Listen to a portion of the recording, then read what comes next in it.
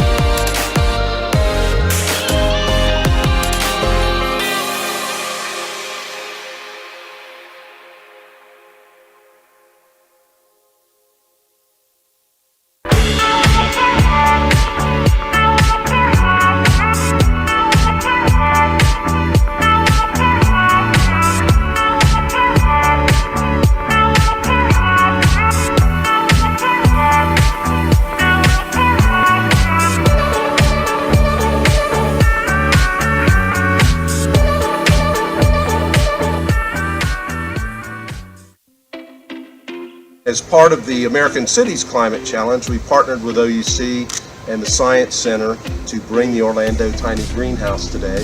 Visitors have an opportunity to engage in a lot of cool interactive features that will be guiding them on how to save money and reduce their environmental impact. Even though this technology has evolved, not everybody can afford EV or solar right now, so there's a lot of other great highlights of low cost and no cost opportunities to save.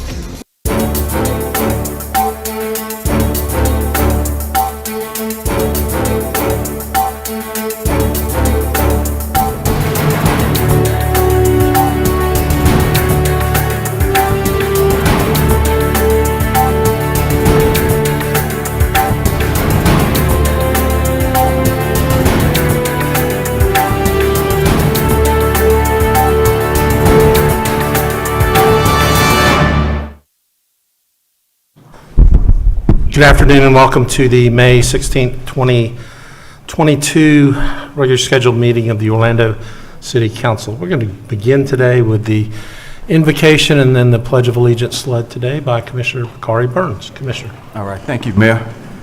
May we bow our heads? Hold on. They're all standing up. Oh, okay.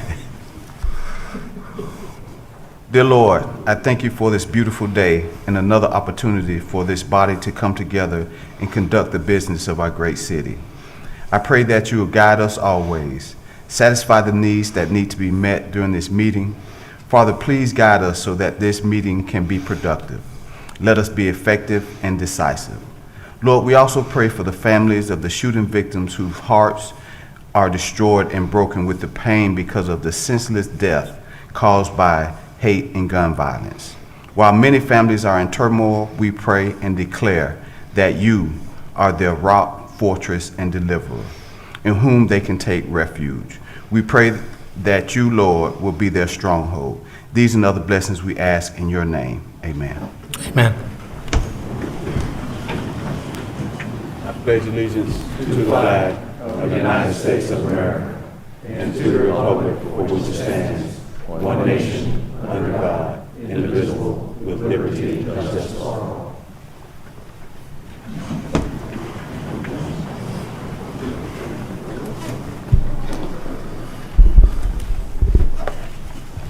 I'm going to call the meeting to order. Madam Clerk, would you call the roll and make a determination of a quorum, please? Commissioner Gray? Here. Commissioner Ortiz? Here. Commissioner Stewart? Here. Commissioner Sheehan? Here. Commissioner Hill? Here. Commissioner Burns? Here. Mayor Dyer? Here. Mayor, you have a quorum. And we note that Commissioner Sheehan is attending virtually. Can you hear us okay, Commissioner Sheehan? Yes, Mayor, I can. Thank you so much. Okay. First order of business is consideration of minutes from the workshop, the gender review, and city council meetings of April 25th. Motion by Commissioner Ortiz, second by Commissioner Stewart. All in favor of the motion indicate so by saying aye. Aye. Those opposed? And so the motion carries.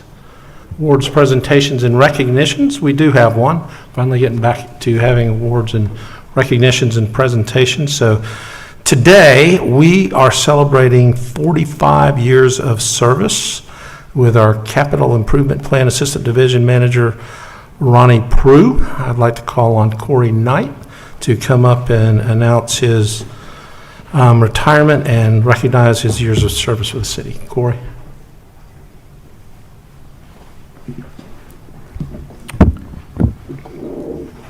Good afternoon, Mayor Dyer, council members. It is my great pleasure today to introduce to you Mr. Ronald M. Prue. Ron has a combined 45 years of service to the city of Orlando, beginning his career on March 15th, 1977 as a construction worker with the wastewater department, now the Water Reclamation Division. He was quickly promoted to sewer system evaluation supervisor. Ronnie was in charge of identifying unwanted rainwater intrusion into the sanitary sewer system, which costs millions of dollars to treat. Early in the 90s, Ron was a recipient of the City of Orlando's McNamara Award. With his years of experience, he was able to save hundreds of thousands of dollars by developing a way to seal a 104-inch storm line under the old arena.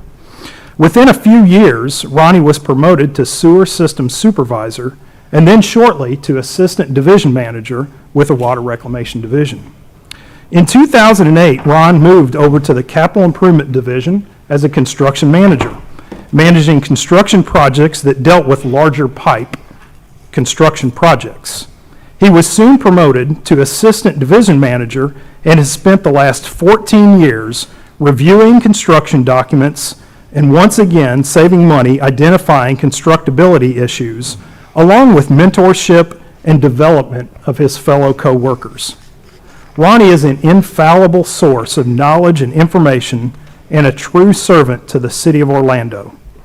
Ronnie is accompanied today by his girlfriend, Miss Crystal Walters. Ronnie, would you come up?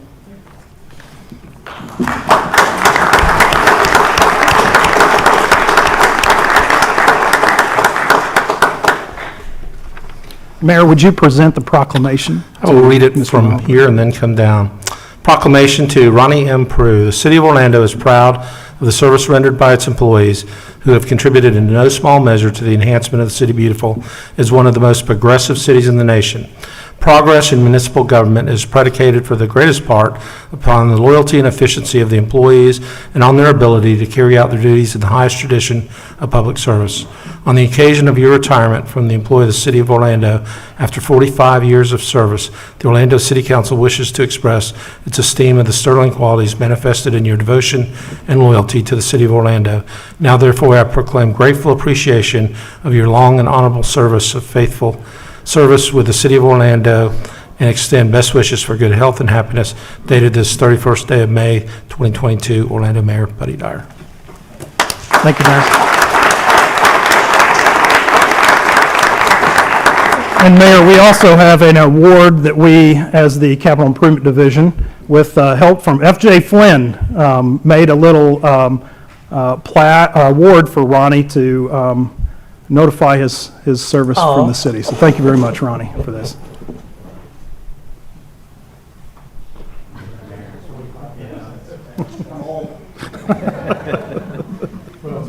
I got this award. Wow. In the center.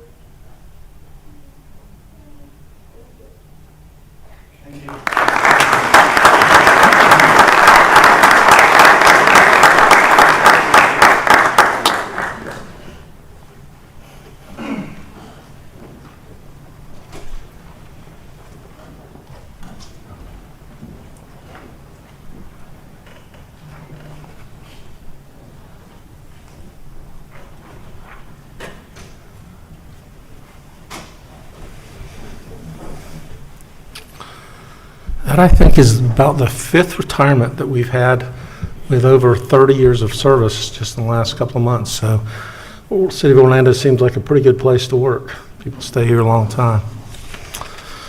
Okay, we're going to move on into the mayor's update, and I have several things. Commissioners, thank you for joining us last week as we announced the appointment of Eric Smith as the next chief of police for the Orlando Police Department.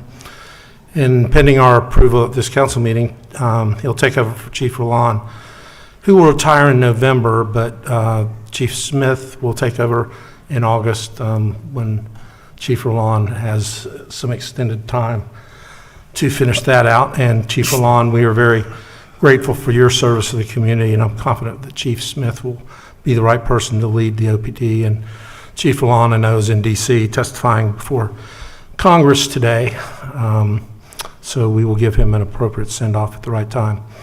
And it's rare that you can appoint both a police chief and a fire chief in the same week, but we are doing that. Last week, we announced another leadership change as we appointed Charlie Salazar as our next fire chief for the city.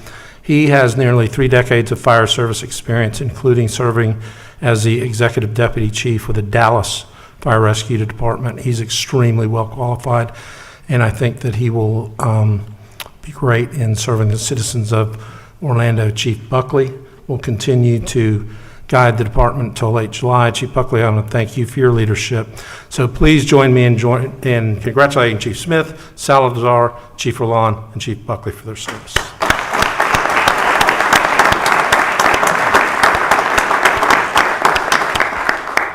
And we all know that any time that our police officers and firefighters put on their uniforms, they put their lives at risk every single day for our citizens. And I had the opportunity to join a number of members of OPD at the Peace Officers Memorial Day yesterday.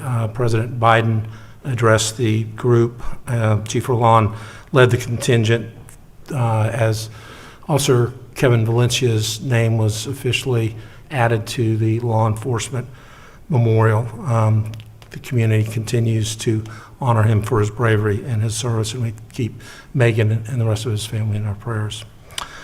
I'm also appreciative of our diverse community. May is both Asian American Pacific Islander Month as well as Haitian Heritage Month, and I think I speak for the entire council that we are proud of our community's commitment to inclusion and diversity. So I want to thank the Asian American Chamber, who are hosting a Heritage Month event here at City Hall on Wednesday night, and the Greater Haitian American Chamber will be having one at the UCF downtown campus on Thursday evening.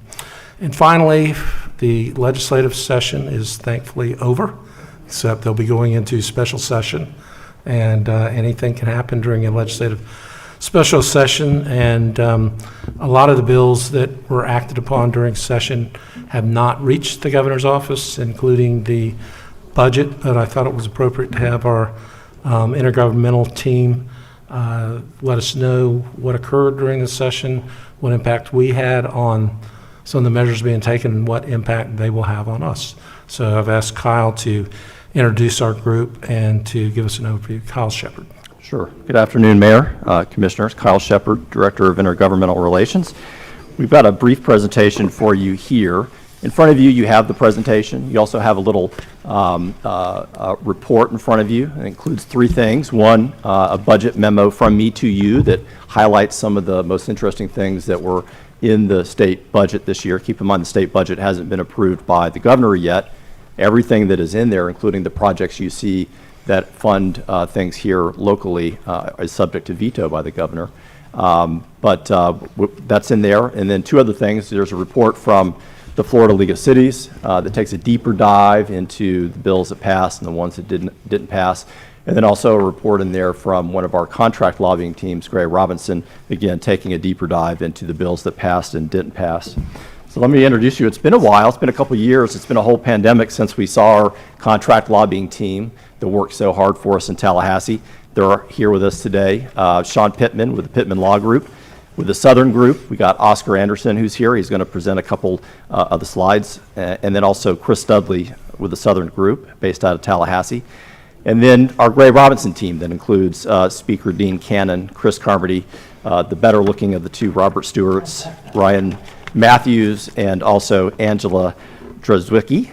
And just so you all know, we had a third firm, the People, Smith, and Matthews firm, and it recently merged with Gray Robinson, so we were lucky enough to keep Angela and Ryan as they merged with the Gray Robinson law firm. So I'm going to start off with some of the vital statistics from session. Session this year was early because it's an election year, so it was in January, February, and then into March. There were over 3,700 bills and proposed committee bills that were filed this legislative session, and almost 2,000 amendments. That's on top of all the amendments and bills that are in draft form that circulate around Tallahassee. And so that's a lot of legislation. And what I want you to know is that your legislative team, we check every one of those for impacts on the city of Orlando. There were over 4,000 votes taken in committees and on the Senate and House floor. But out of those 5,000, 6,000 bills, only 285 were adopted by both chambers of the legislature. Out of those, the Florida League of Cities and the Florida Association of Counties will tell you that about 500 to 600 of those bills have some direct or indirect impact on local governments, cities and counties. But out of those, your legislative team, we tracked in our legislative application, our software that we use to track legislation, we tracked about 447 of those bills for impacts on the city of Orlando. Out of those, 73 passed, and as the mayor said, still most of those have not made their way yet to the governor's desk for action. So you see here an historic look at the number of bills that are filed. There were more bills filed this year than in the last few years. But in any given year, only about 7 or 8% of the bills filed actually make it into law. So a lot of the work that we do as your legislative team is reflected in bills that don't pass, which is often a good thing for us. So we have just a little bit of time today, so we're going to go over 10 bills that did pass. The first one is a good one. It loosens a preemption that was existing in state law. So as you know, for many years, the state preempted local governments from the regulation of smoking. So we couldn't, for example, prohibit smoking in our parks. And beach communities couldn't regulate smoking on beaches. That was loosened this year. Now, this bill is yet to be acted upon by the governor, but if it is signed into law, then local governments will have the authority again to regulate smoking in parks and on beaches. And there's an exception to that, and that's for unfiltered cigars. So, can't regulate that, but cigarettes you can regulate. Next is a local bill or a special act that applies just to Orlando. As you know, last year and in a few sessions ago, we got a special bill passed. This year it was sponsored by Representative Placencia that has the effect of making it easier for small restaurants to get SFS licenses or beverage licenses for restaurants. There is something in state statute that makes it difficult for small restaurants, some red tape, to get these special licenses. We asked the legislature to carve out our Main Street districts, and so this year the last 3 Main Streets, Curry Ford West, the Soto District, and the West Lakes District are now part of that system, and it'll make it easier on those small restaurants to receive a special restaurant beverage license. That's not gone to the governor yet. You'll notice it was mistitled Act Relating to Orange County. It applies only inside the city of Orlando. Next, there was not a lot this session. There was a lot of bills this session, but there was not a lot in the world of zoning, land use, growth management, and building permit regulation. The one bill on building regulation was HB 423. One of the things it did, which is positive, is it makes it easier for some people to sit for the licensure exam to be a building inspector or plans examiner. So there was a recognition in Tallahassee that there's a need in this rapidly growing state for more building plans examiners and building inspectors. And so there were some provisions in that law that was changed to make it easier for them to sit for their licensure exam. There's also a number of amendments related to private providers. Those are inspectors and plans examiners that are hired privately as opposed to using our building department. The one thing in here that's kind of interesting is there is now a preemption that forbids local governments from banning the demolition of single-family homes that are in a flood zone. So if you're in a coastal high-hazard flood zone or a special flood zone, local governments can no longer forbid the demolition of a single-family home, okay? The exemption, and the one that we fought hard to get into that bill, is for historic landmarks or for buildings in historic preservation districts. So even if a single-family home is in a floodplain, we can still regulate the demolition if they're an historic landmark. But otherwise, they have the right to demolish. The idea there being it being easier to demolish homes that are in a floodplain. There are a few other items in this bill that are sort of technical. One of them, which is a good thing, it makes it clear that before the issuance of a certificate of occupancy or certificate of completion, that the applicant has to pay all their fees to the local government. There is also a provision in there that gives the building official a few more days before they have to issue a certificate of occupancy or a certificate of completion when a private provider requests a permit. So that's a good thing as well. Okay, now on to really the bad bill of the session. There were 2 major preemption bills. One passed, one did not. The one that passed is known as the Local Business Protection Act, SB 620. This has not been presented to the governor yet. It's not law yet, but what this bill would do is it would expand the Burt-Harris Act to give a cause of action to businesses against the local government when the local government passes a regulation that has the effect of diminishing a business's profit by 15% or more. Okay? So now if you adopt a regulation that has that impact on the business, they now have a cause of action against the city, okay, or the county or whoever. This bill started out very, very worrisome. It's still a bad bill in our view, of course. But there were a lot of provisions added to it at the work of us and the League of Cities and the Association of Counties that makes this bill a little better. One of them is it exempts any ordinance that is in your land development code. So anything you put in your land development code is exempt from this new rule. And there are some other exemptions there as well. Okay, next up, I'm going to call up Oscar Anderson with Southern Group, who's going to talk to you a little bit about HB 1563 and the state budget. Thanks, Kyle. Appreciate it. Oscar Anderson, the Southern Group. I've got Kelly Cohen and Tassie Hogan back here with me as well. As always, thank you. We are honored at the opportunity to represent the city up in Tallahassee. You've got a great team, and we work very well together. So the two bills that Kyle asked me to talk about is this first one is the Homestead Property Exemption Bill for Hometown Heroes. It passed in the form of a House Joint Resolution 1. Number 1 usually means it's a priority of leadership. Those low-numbered bills, and so it'll be on the ballot in November. It creates an extra $50,000 homestead exemption for these particular categories that were outlined in the statute. There was a lot of discussion during session about the impact on local governments. I think they settled at somewhere like $100 million a year. I don't know if that's right or wrong. There's still a lot of questions that need to be answered. How long does somebody have to be, if they fit in one of these categories, how long do they have to be a resident? Is it one day? Like if they're hired on the last day of the year, do they get that exemption for the year? There's still some details to be worked out.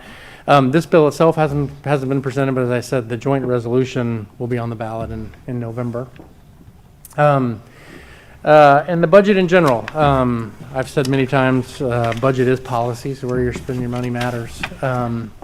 It's interesting, we were talking about this as a team a little earlier ago, that we've seen significant increases in the state budget in the last few years. I mean, like 2 years ago was a $92 billion budget, and then it was a $101 billion budget. This year was a $112 billion budget. So we've seen 10% increases back to back, pretty significant. Now, obviously the governor hasn't received this yet. This number could change, but we all kind of hear numbers, $1 billion, $2 billion. It would be like the high end of the vetoes. So we don't expect it to go down too much. Just a general breakdown, some things of note that I think are interesting. One, Florida Forever Conservation Fund has been funded now significantly the last couple of years. They fully funded the DOT work program, which is great for us, which helps those local transportation initiatives a lot. Visit Florida got funded for $50 million. You know, there's an ongoing debate about the renewal of that and whether it should be perpetual or not. And then Enterprise Florida got funded. They also funded $50 million for the Job Growth Grant Fund again, which is another avenue for local governments to go pursue economic development funds.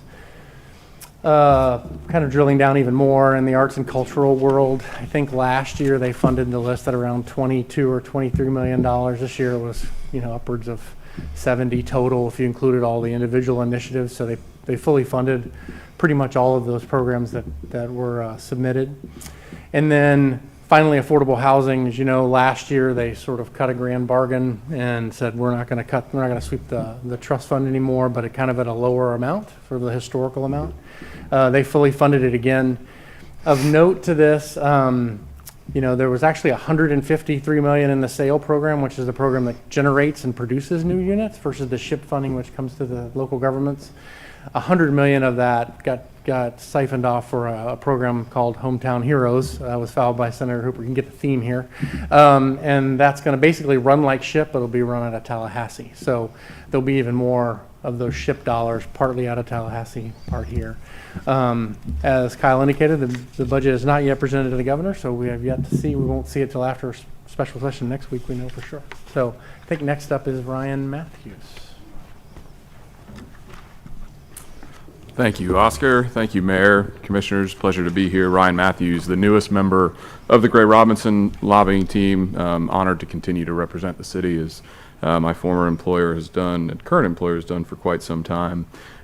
Continuing on with Oscar's theme here, as he mentioned, obviously the lowest number bill generally has a wide support from leadership. So House Bill 3 is no different, also dealing with law enforcement, part of the suite of incentives from a policy standpoint the state of Florida put forward this year to attract law enforcement officers to the state of Florida.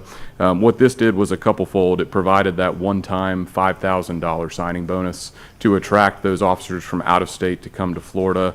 It created a pseudo endowment for $1,000 for scholarships to the Florida Law Enforcement Academy. It also increased sheriff salaries initially by base sheriff salaries by $5,000. But not only was there direct compensation, there were also additional incentives put in this particular piece of legislation, such as offering additional financial incentives should a law enforcement officer adopt a child from the Florida Child Welfare Services system.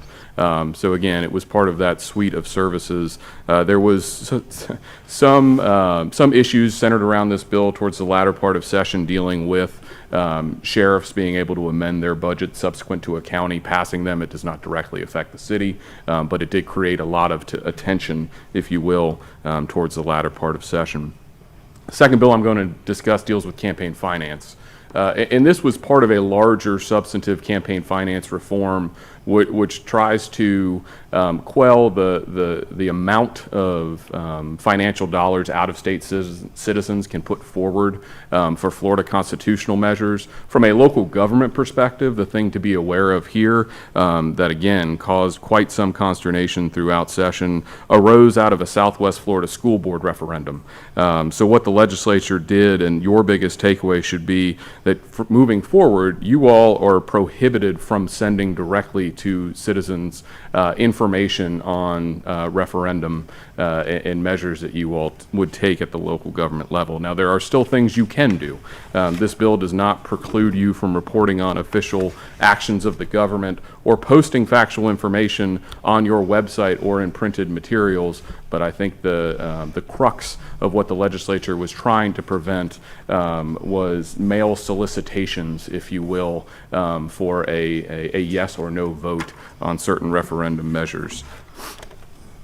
A bill that you all are likely very aware of dealing with public notices, House Bill 749, passed during this last legislative session. It's been an issue that we've batted back and forth in Tallahassee for some time, and what this does, it now gives you authority to cease, if you so choose, notices by mail of actions you all are going to take as a local government. What it does say, if you are going to post to a website, that you need to post to a publicly accessible website of a county, as opposed to a municipal website, those such actions. Again, this bill has been approved by the governor. It's been an issue we've batted around in Tallahassee for roughly the past 4 years. Obviously, the opponents of this particular piece of legislation are those newspapers, associations, et cetera, who see an amount of revenue that is not insignificant from those public notices. And then the last bill I want to talk to you about stems from a preemption back from 2019. Preemption is obviously something that we talk frequently with you about. That sort of momentum in Tallahassee has not changed about the love for preemption. This was a clarification, if you will, not a further preemption. Back in 2019, we had a bill dealing with removal and trimming of trees, whereby the preemption was that you all couldn't require a permit or charge a fee for tree removal. There was some there lacked clarity, I guess is the best way to put it, in terms of what actually was needed from a certified arborist before someone could remove a tree. Did it pose an inherent risk? And so what this bill did was effectively clarified, A, what is necessary prior to the removal or trimming of a tree, and then B, what actions could be taken, because there were significant number of pieces of litigation that were filed, again, because of the awkwardness of the way the bill was currently written. So I won't go as far as to say that it's a grant of additional authority that we received from the legislature, but at least it was a beneficial act that will prevent those litigations from moving forward and at a cost to your city and your citizens. I'm going to turn it back to Kyle. Okay, Mayor, just to wrap up, as you mentioned, most of the bills are still pending action by the governor. So far, currently, as of Friday, 2 bills have been vetoed. One of those bills that was vetoed was the net metering bill. The other one was the original congressional districts that were adopted out of the legislature. 10 bills are on the governor's desk right now. He has 15 days from presentment to act on them. If he doesn't act on them, they go into law automatically. Otherwise, he has to veto them, or he can sign them into law. There's still 141 bills out there that have not been presented to the governor yet, and 124 bills have been signed into law. So just to conclude here, there have been 2 special sessions since the regular session concluded in March, or there's been one and there's going to be another. The first special session, which occurred last month, involved adopting congressional districts and a couple other matters related to independent special districts and social media platforms. Next week is special session 2022D. And this one is proposed to deal with the increased cost of homeowner insurance premiums. Now, there might also be some work and some legislation related to the Florida Building Code. It is possible that there are some changes there related particularly to rules relating to the roofs and re-roofing. We'll watch that carefully to make sure that whatever is done there is something that the city can live with. And it's also possible that the legislature brings back up the bills that were not completed during session that relate to condo safety. So you remember the horrific collapse of the condo in South Florida, a condo building in South Florida last year. There were a number of bills related to making inspections more frequent for large condo buildings. They did not pass out of the legislature, so they may come back, and there may be a few other items that are added to the special session, but we'll keep you in the loop on that and monitor the bills that come up next week.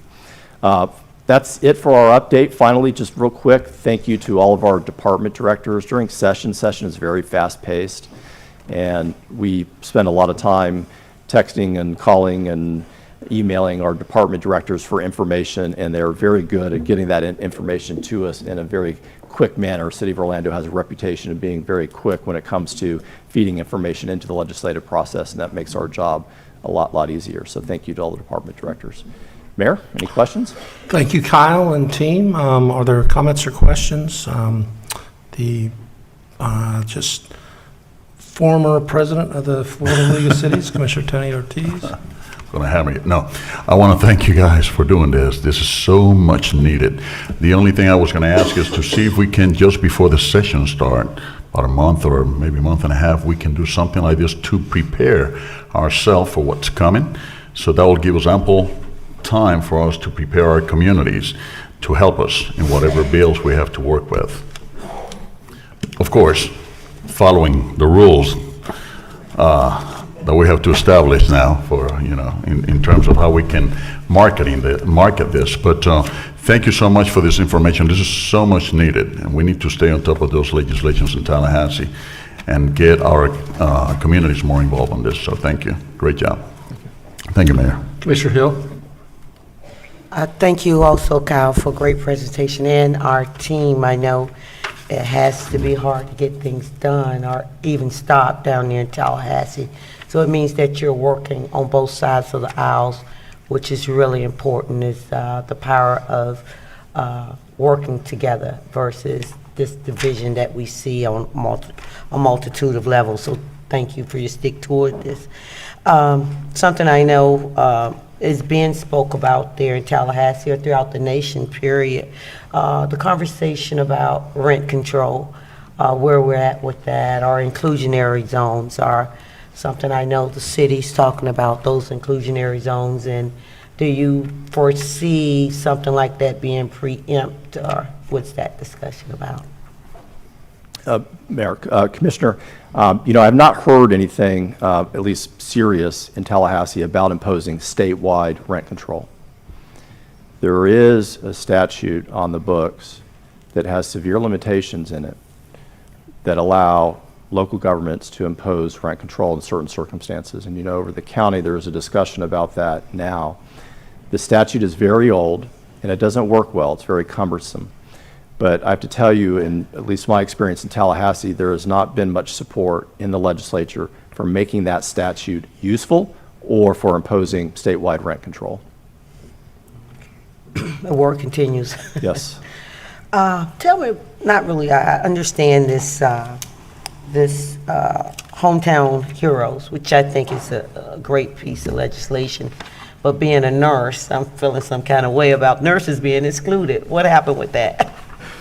I don't know why, I never heard nurses come up in that discussion, unfortunately. There were actually a couple professions that were added at the last minute. Originally, it was classroom teachers, law enforcement officers, correctional officers, firefighters, child welfare service professionals, armed forces members. The ones that was added late in session were emergency medical technicians and paramedics, but No nurses. no, I'm sorry. no. So tell me, how does that work in next session or somewhat when we go back? Can that be amended, or we, Orlando Health, Advent Health, and those?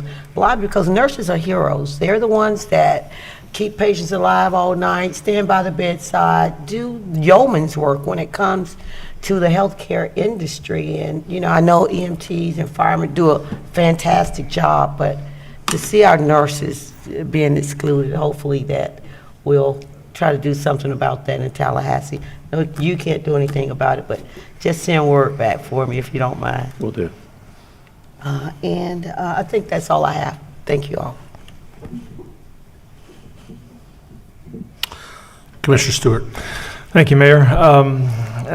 Let me just say a special thanks to all of you. I appreciate the work that you do. As most of those on the council, Tony and I have seen y'all in action and seen the work that you do, and seeing how well Orlando is represented up there, especially in terms of the role we play in the city. It's as much as we would like to be able to be candid about our feeling about the legislature. Sometimes they do the right things and sometimes they don't. I do have a concern about the budget idea. So I guess the question is, the budget has not been approved. It goes into effect July 1, correct? So is there a timing issue? I mean, I'll say it candidly, is the governor trying to get something out of the legislature in this next session before he approves the budget? What's the dynamic? Why is the delay? Because I know that we have a lot of special appropriations bills that really can go through a line item veto. Is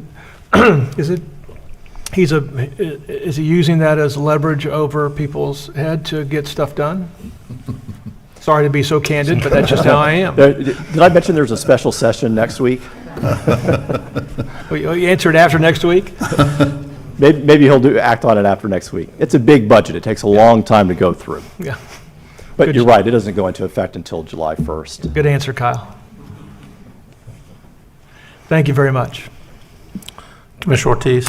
Thank you, Mayor. I just wanted to add, for Commissioner Hale, the conversation that they're going to have about the insurance company is going to have a direct impact on rentals. Because one of the reasons why they're increasing the rentals is because insurance are getting to be so high. So all of a sudden, bang, everybody's increasing their rents too. So it may be a good thing for us to also start making some phone calls and start getting people involved to see what we can get out of that.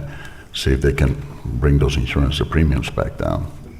And the issue that is all a chain thing, because there's a lot of people out there, a bunch of predators doing all the predatorial, going to homes and telling, see somebody with a shingle or something like that all screwed up, and they said, okay, we need to replace your whole roof, and that's costing the insurance company, which in return is creating this snowball action. So I think we need to get involved in that too. So. Mayor, the one last thing, the next general session is in April, or March and April 2023, correct? Yes, sir, that's right. It moves back, right? That's right. So in election years, even numbered years, the session has moved up a little bit. In odd years or non-federal and state election years, it's in March and April. So it will seem like that we won't get a chance to talk to them like forever, and then it'll seem like it'll be a 1 year's worth of, committee meetings, session, right. Committee meeting, session. The most important part of that is that your team gets a little extra vacation time between these two sessions. So you guys mentioned the significant increase in the budget over the last 2 years, I guess $20 million in 2 years or so. And I think that might have been enhanced by ARPA money from the federal government. So I'm sure there was a lot of acknowledgement of the help that the federal government gave to the state government in being able to disperse a lot of funds. And if they didn't, I'll just mention that here, that a lot of the money came from the federal government and helped a lot of people get through COVID and put together the programs that are really helping small businesses. And, well, actually, they haven't got the mortgage money out yet, but the rental assistance programs and things of that nature came from Joe Biden. So just want to mention that. Yeah. Okay, thank you, guys. Thank you. Okay.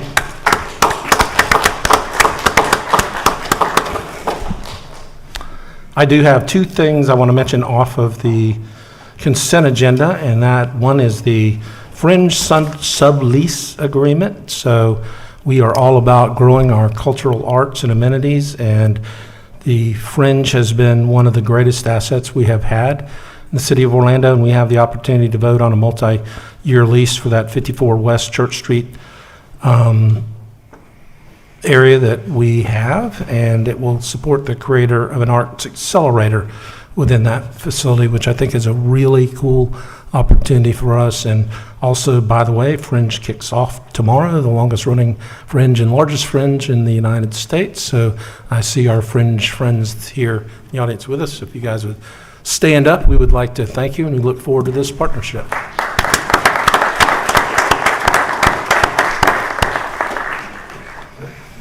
One guy looks like somebody that used to work here in the city of Orlando.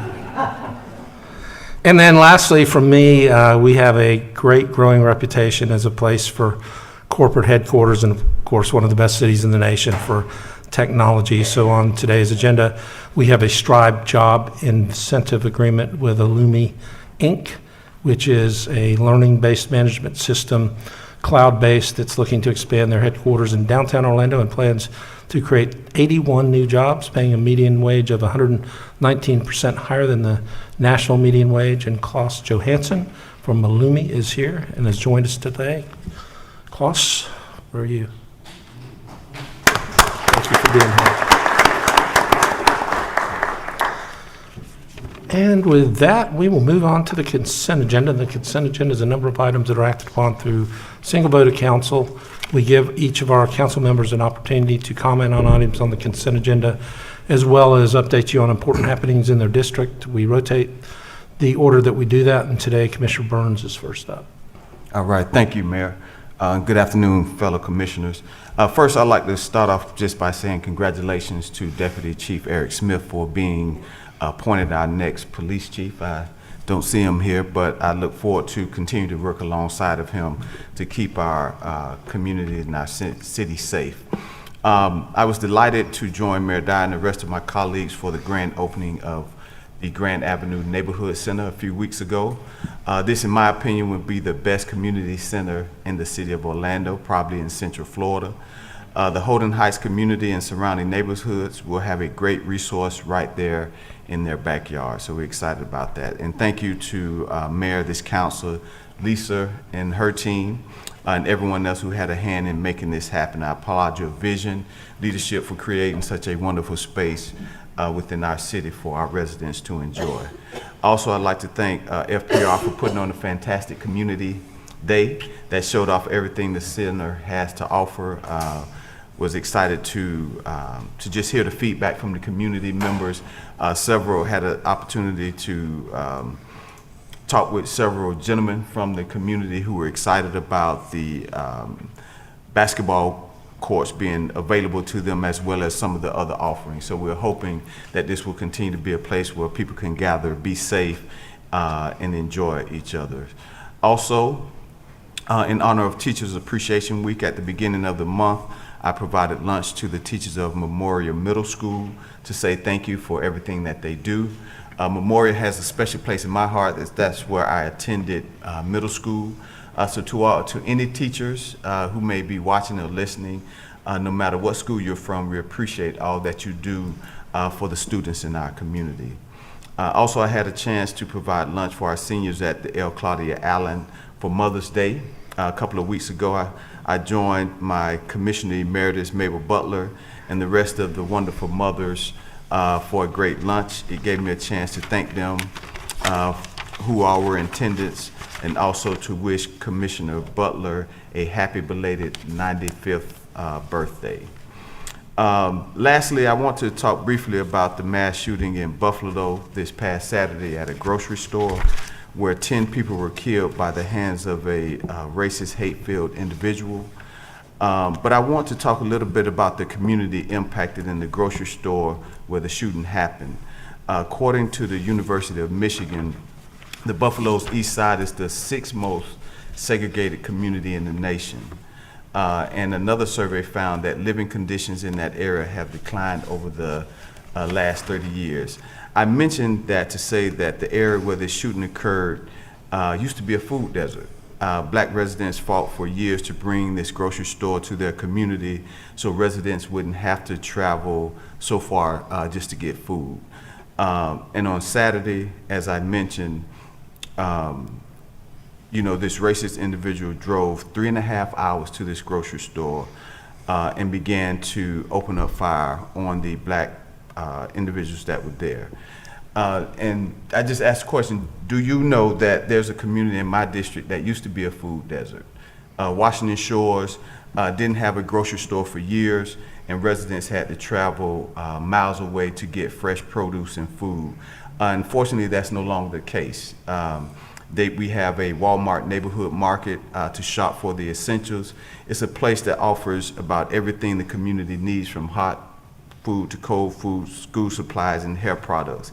It's a place of safety because we're no different from the Buffalo's East Side. Black people here are just looking to live safely and come home to our families at the end of the day of shopping, stopping by the grocery store to pick up food for ourselves and our loved ones. There are 10 families who no longer have the hope that their loved one will return to them safely because a racist decided that black people didn't deserve peace, they deserved death instead. I want to read off the names of the 10 individuals whose lives were taken during this horrific event. Aaron Salter, Ruth Whitfield, Roberta Drury, Deacon Haywood Patterson, Pearl Young, Margos Morrison, Andre McNeil, Geraldine Talley, Celestine Cheney, and Catherine Macy. In your quiet time, please take a moment to reflect on their lives and why we continue to have moments like this. I pray that Buffalo has the community support needed to get them through this challenging time, and I want them to know that our city is behind them as well. And that's all I have, Mayor. Thank you, Commissioner. Commissioner Gray. Thank you, Mayor. Activities in District 1 are on my website, both past and present. I did want to speak quickly on one of the consent agenda items, B2, and thank staff for their help. I'm supporting the selection of the design build firm for our community center and library, which we're going to co-locate together. So that's exciting for us out in District 1. So that's all I have, Mayor. Thank you. Commissioner Ortiz. Thank you, Mayor. So on Wednesday, April 21st, I attended the Grand Avenue Neighborhood Center ribbon cutting. Neighborhood centers are vital to our communities, and I want to congratulate Commissioner Burns on his awesome addition to the Holden Heights and the District 6 community. It is indeed a state-of-the-art facility, so congratulations. I know we're going to build just one like that in District 1 now, right? Yeah. Exactly.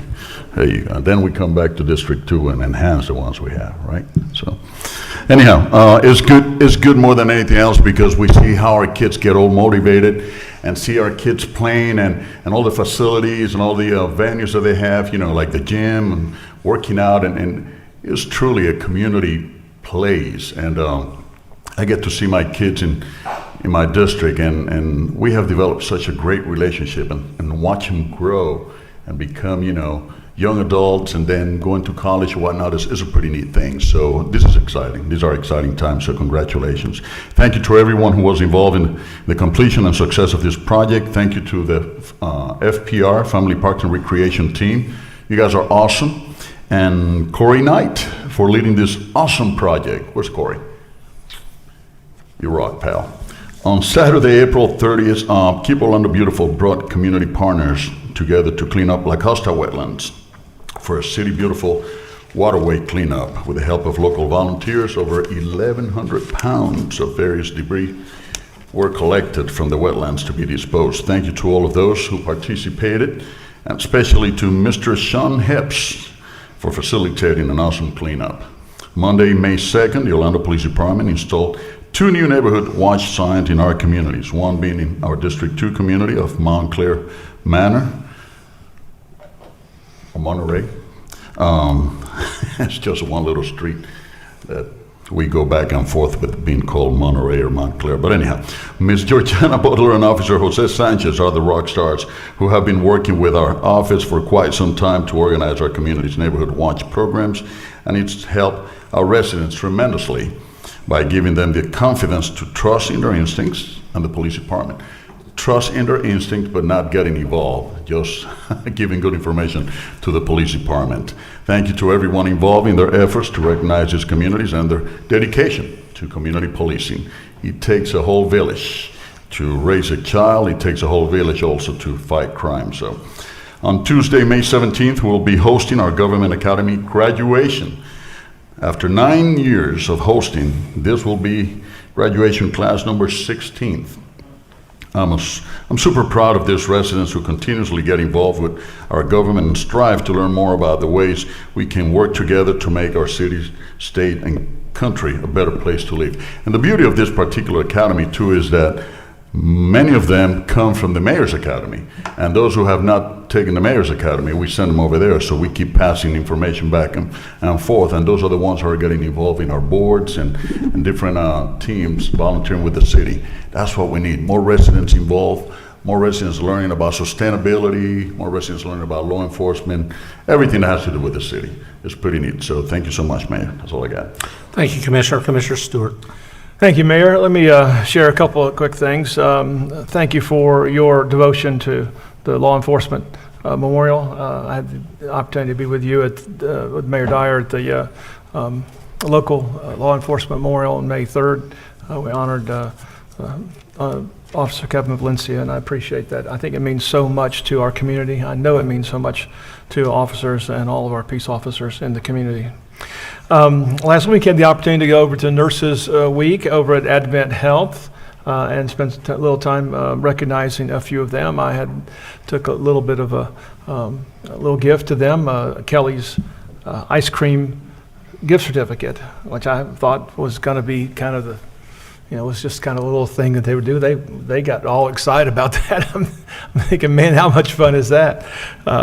It was great to spend time with them. We walked around the hospital a little bit and got a chance to talk about how important nurses are and the roles they play in our city and our community. A couple things coming up. Just want to touch base on, but the congratulations to Chief Smith and to Chief Salazar. And a special thanks to Chief Rolone and Chief Buckley. We'll get a chance to honor them in the next few weeks and months. But they are, we have a good core of people, and I'm thrilled about the leadership that's coming on board. A couple things coming up here I got real quickly. The Orlando Police Department Career Fair is coming up this Saturday from 10 to 2. We're looking for good quality police officers, so please come and contact us. On the agenda today is the Fringe Agreement, which I'm excited about, but I'm also equally as excited. Tomorrow evening it starts Fringe. It's what has been nice about watching the development of Fringe is now having something doing year-round, to be able to continue to engage artists. It's just really, really neat. I'm so thrilled about the management of the team. So thrilled about what y'all are doing, and looking forward to a great 2 weeks of Fringe coming up. So I'll see you tomorrow night. Excited about it. We have the Teen Police and Fire Academy coming up.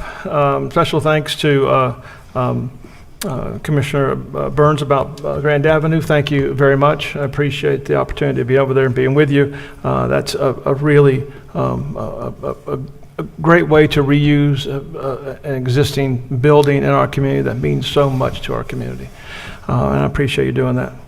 And one last little thank you. I want to say thank you to the group, the Pinery restaurant called the Pinery. Some of y'all may realize, but just 2 Sundays ago, they decided they were just going to do a walk around and clean up Lake Ivanhoe. And so they did. And they charged everybody who came $25, gave the $25 to a local charity, and had a chance to walk around. It was really, really neat to have them do that and step out. And special thanks to our staff with Sean Hips and Jody Bias for their help in trying to gather all the pickers and everything they needed at the last minute. It was, I appreciate it, but something they did on their own. And I think that's really kind of neat to watch them do, watch our residents respond to that. And that's all I have, Mayor. Thank you. Thank you, Commissioner. Commissioner Sheehan. Thank you, Mayor Dyer, and it's good to be with you all. Chief Smith, I'm so sorry that I missed your event. I was very disappointed to not be there, but as everybody's heard, I have COVID, and I didn't want to share this with anybody that I care about. So very disappointed to be there. I also want to welcome Chief Salazar. Police and fire are two of the most important responsibilities of the city, so we're delighted to have good leadership there. I am participating virtually today. I've had COVID for the past week, and I did not have a mild case. So anybody that's saying this pandemic is over, you don't need to worry anymore, I'm going to tell you, I am so happy that I was vaccinated and boosted, and I could not imagine how bad this would have been had I not had all those things. And also, I'm very grateful for the testing, because my symptoms were not like the regular symptoms of COVID. And I'm so glad that I had those tests to be able to make sure that I didn't go out and spread this around even more. So I knew something was wrong. I took the first test, I didn't test positive. The second test I did. So again, I want to thank Dave Arnott for those tests. They were very, very important. And I also used the tests that I got from the federal government.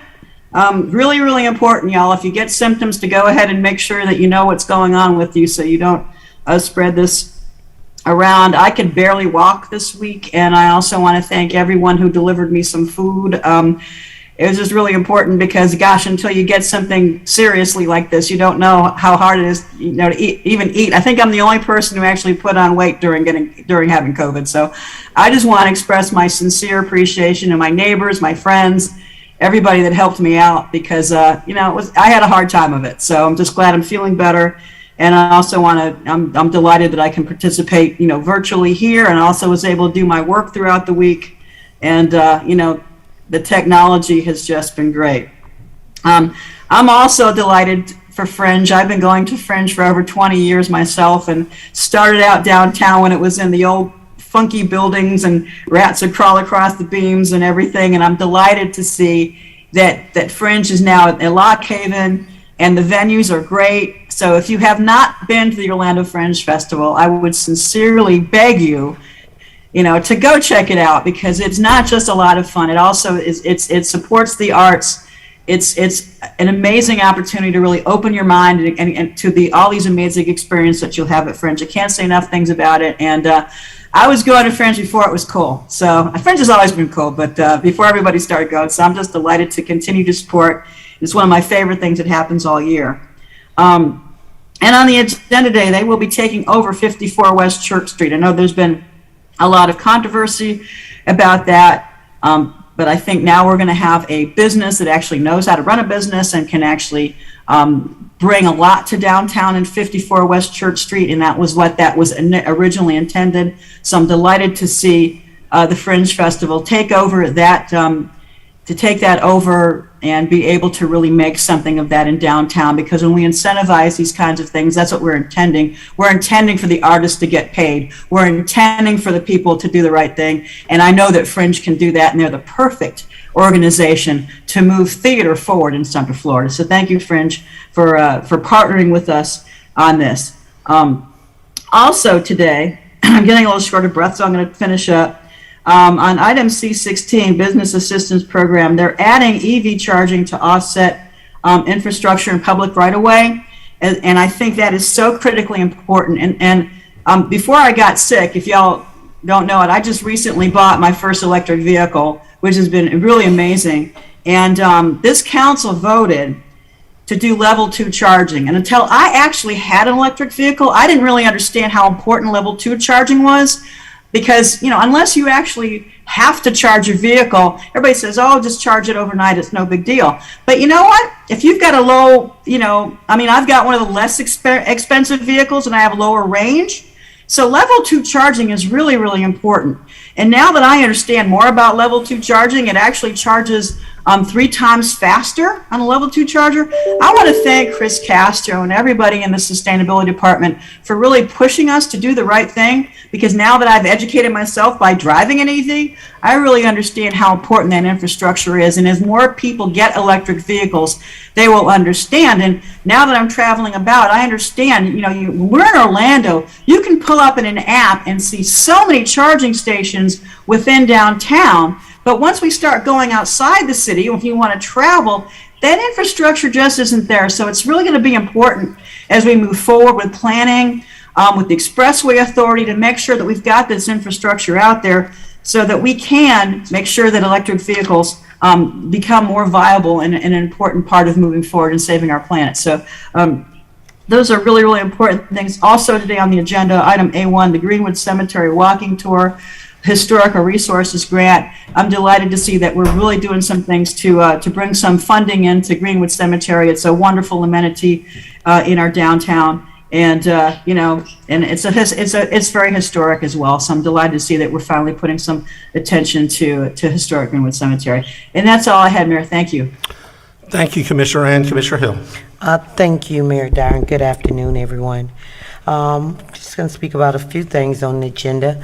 On K1, I'm excited to partner with the CREW team, which is Commercial Women and Commercial Real Estate Women Foundation, which they are going to put a 70-foot mural there on the side of City View in historic Paramore that will pay homage to the trailblazers of Paramore and many of the great leaders that came before me. And no, once again, Mayor, I will not be featured on that wall because it are people that are now deceased. So don't want to get there anytime soon, just as luminary green. Also, I support the Fringe, which is a B10. Looking for great things to come there in that venue. I think, as Mayor Dyer stated, it's so much needed. It fills that gap from Dr. Phillips and Steinmax to where we can still have a smaller venue for the arts. And I want to personally thank the Fringe team for including at least 20% for those minorities and low-income nonprofits to be in that space with you. So thank you so very much for that community outreach and community component. ED 16, Mayor Dyer and Council, I think one of the first times I boo-hooed, I think you guys thought you were gonna have to put me in a straitjacket here probably about 3 or 4 months ago when I was talking about medical marijuana lab there in the Paramore area, which I am a big supporter of medical marijuana and a supporter of recreational marijuana, I would say. But I was stating that I didn't think that we should have city funding right now for those entities as long as we're incarcerating people for marijuana use or possession. And I almost had to be carried away. I thought I was gonna go into a spasm, and so did Mayor Dyer, and he agreed. And this council and our economic development team has done something about closing that gap. And 2, we're further into that conversation and legislation, amongst other things, with our business assistance program. And today, for now, I would say for now, Mayor, until further legislation is passed, that we won't be funding those type of entities why marijuana is illegal and we're still incarcerating folks. So I'm glad to see that on the agenda, that we're doing something about that for the present time. And I will have discussion on new business 1 when that comes up as an ordinance. As was stated, I attended, along with Mayor Dyer and Commissioner Burns and Council, the Grand Avenue Neighborhood Center ribbon cutting. As Commissioner Burns stated, it is a state-of-the-art, it's a beautiful neighborhood center, and the fact that we'll be offering affordable services for all of the citizens here in the city of Orlando, but especially there, and walkability for District 5 and 6. I'm so quite pleased. You know, I think it's a win-win, Mayor. Out of that property, we were able to get a community school there from preschool through 8th grade, 8th grade, I believe, there in the Paramore area, and this beautiful community center by swapping out land with OCPS. Because prior to that, the children in Paramore, Holden Heights, and inner part of Paramore went to 9 different schools, 9 different elementary schools, and 3 different middle schools. And it just wasn't conducive for learning or for many of the parents that lacked transportations and really wanted to be a part of their children's education. And now to have that great community school there in Paramore, and now this great community building there in the Holden Heights, Paramore area, I think we will continue to see the trajectory of those families and youth and social equity there that exists in Paramore. So congratulations to yourself, Commissioner Burns, myself. I will take a little credit for that. Mayor Dyer and this council for the great work that we're doing there in the Paramore area. On April 30th, I attended the Department of Health Old Town Spring Fest, and there's an MOU here on council of continual collaboration with the health department to bring much-needed health and wellness resources to our communities here in the city of Orlando. We held that event there, which really focused on mental health that cycle with Mrs. Audrey Alexander at Lake Larned Park. On May 5th, I was able to join our great sustainability leader, Chris Castro, under the leadership of Mayor Dyer, with the Affordable Housing Resilience Program, their virtual meeting. It was a lot of great conversation from thought leaders in the affordable housing space, in the resilience and sustainability space throughout Florida, with a new initiative called Keep Safe Florida, where we'll be, Keep Florida Safe, we'll be giving out funding to those that want to be in the affordable housing space, which we know is a much-needed space, and there's a crisis for all, not just low income, but workforce and middle class when it comes to that, and they're going to provide some funding so that these developers for multifamily housing can make sure that there are some affordable components in that. And it's great dialogue, and thank you, Chris, for leading, and thank you, Mayor Dow, for allowing me to be a part of that conversation. On May 9th, it's with mixed emotions, great mixed emotions, of course, that we not necessarily formally as of yet said goodbye to one great chief and welcome on another great chief, and that's Chief Rallone, and now Deputy Chief, soon to be Chief Smith, which I have them on speed dial, and they know me very well, and my constituents. One thing I can say about the outgoing chief and the incoming chief is that they are community officers. They know the residents. They attend all of our meetings, no matter if it's in District 1 through District 6, and they're hands-on officers, and they're policemen, right? That they care about their team and care just as much about bridging that gap of community policing. So I'm certain, as Chief Rallone stated it well, is that one of Mayor Dyer's initiatives is always making sure that there's a next capable successor in line. And with that being said, I know our Public Safety Department is in good hands. And welcome aboard, Chief Smith, in your new role. And the best is yet to come to you also. And thank you, Chief Rallone, for your 30 years of service to this great community.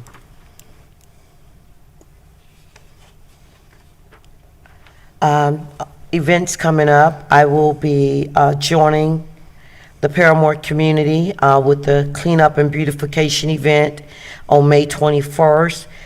within Creative Village, Explorer Stadium, Jackson Center, and Callahan Center. You asked me how I'm going to be at all those at 9 o'clock? Well, I'll be passing through. No, I'm just kidding. I will do a little something. I always do, and I will stay late. On May 21st, something that we're really pushing hard for is our OPD Career Fair. We want to show the community that there's so many different opportunities within our Orlando Police Department headquarters, a multitude of career choices from the entry level to associate's degrees to bachelor degrees to our even operators and 911 callers. So I would hope everyone come out. It's at 1250 West South Street here in Orlando, Florida, on the outskirts there of Paramore and OBT, and that's May 21st, 10 a.m., and we want you. I just wanted to do that like Uncle Sam. On Wednesday, May 25th at 4 p.m., I will be joining the 75th Legacy Project with the Orlando Magic there at Callahan at 101 North Paramore, where their benevolence, and thank you Orlando Magic for always being a great community partner and stakeholder. They have refurbished our basketball courts there and a newly designed game room there at the Callahan Center. I'll be joining Mayor Dyer, Mayor Sheehan, and Council on May 27th at 6:30 p.m. at Greenwood Cemetery for our Memorial Day ceremony, where we will be celebrating our deceased soldiers there at Greenwood.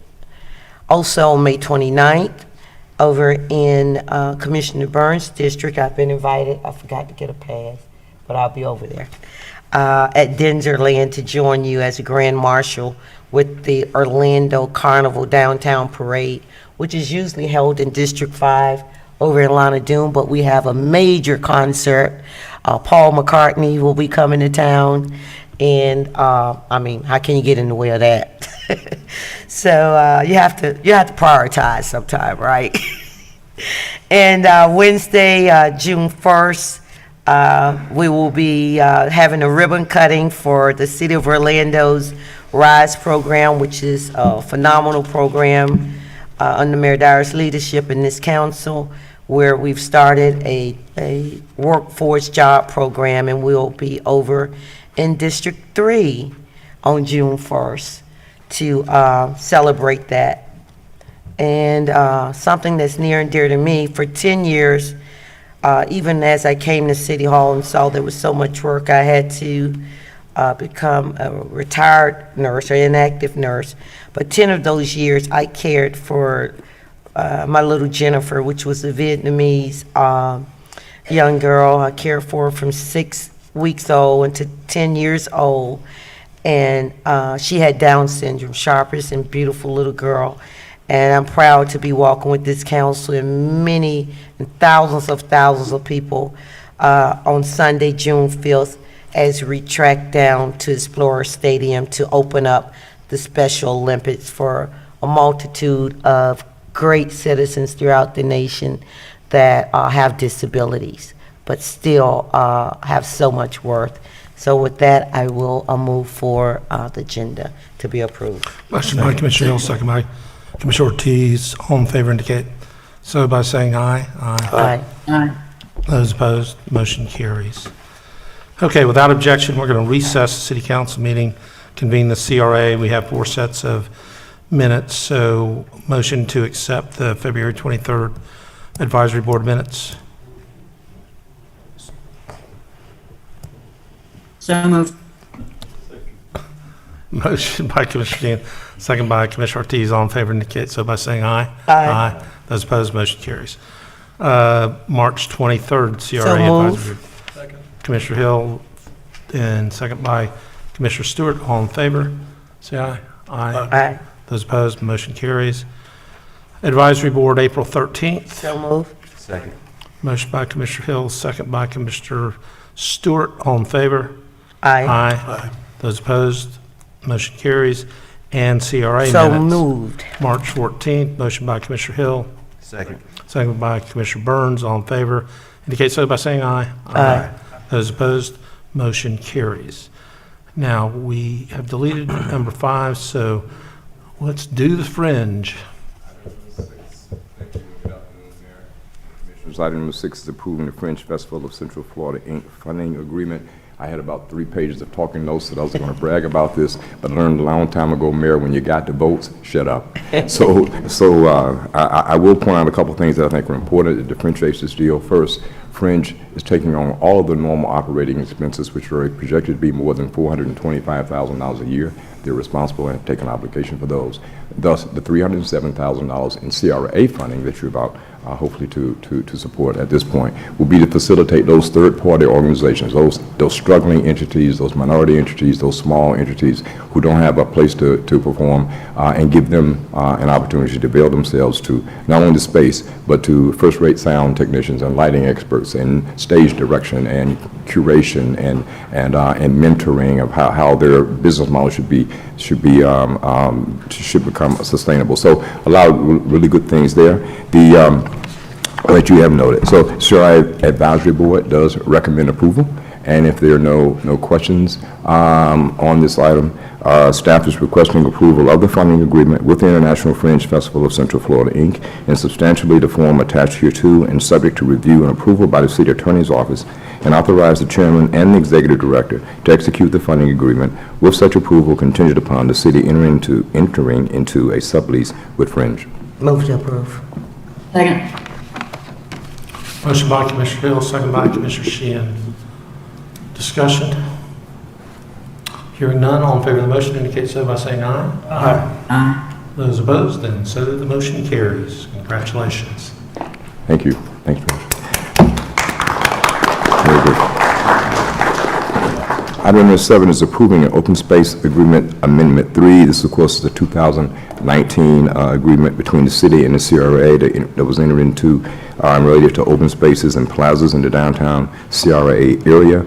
The agreement also included funding for work related to design for what we then called the Orange and Robinson Park. In 2021, subsequently in Amendment 2 of this agreement, funding up to an amount of $3 million toward the construction of Orange and Robinson Park, or now Art Square, was included.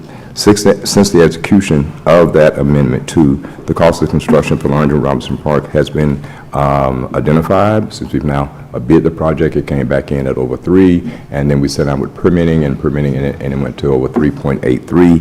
And then, of course, COVID-related dynamics on the market make that price continue to move up, even though we've value engineered the project, and the project really is coming in right now at about $4.3 million. Therefore, this amendment will allow up to $4.5 million toward the construction of Orange Robinson or Art Square. If there are no questions about it, CRA Advisory Board does recommend approval, and staff is requesting approval of Amendment 3 to the Open Space Agreement, subject to review and approval by the City Attorney's Office, and authorize the Chairman and the Executive Director to execute such amendment. Move to approve. Second. Motion by Commissioner Hill, second by Commissioner Sheen. Discussion. I just want to say I'm just really excited for the Olic construction team. There I saw where they're having at least 55% minority participation, and that's astronomical. So, job well done. Thank you, Commissioner. Thank you. Further discussion? Hearing none, all in favor of the motion indicate so by saying aye. Aye. Those opposed, motion carries. Thomas, any further business for the CRA? I have none. Thank you. Thank you very much. And the CRA will stand adjourned. We'll reconvene the city council meeting without objection. And we'll move to new business. And let's see, Elizabeth is going to give a short presentation on the background related to the proposed urban square at Mercy Drive, which is subject to the new business item related to meeting minutes from the MPB.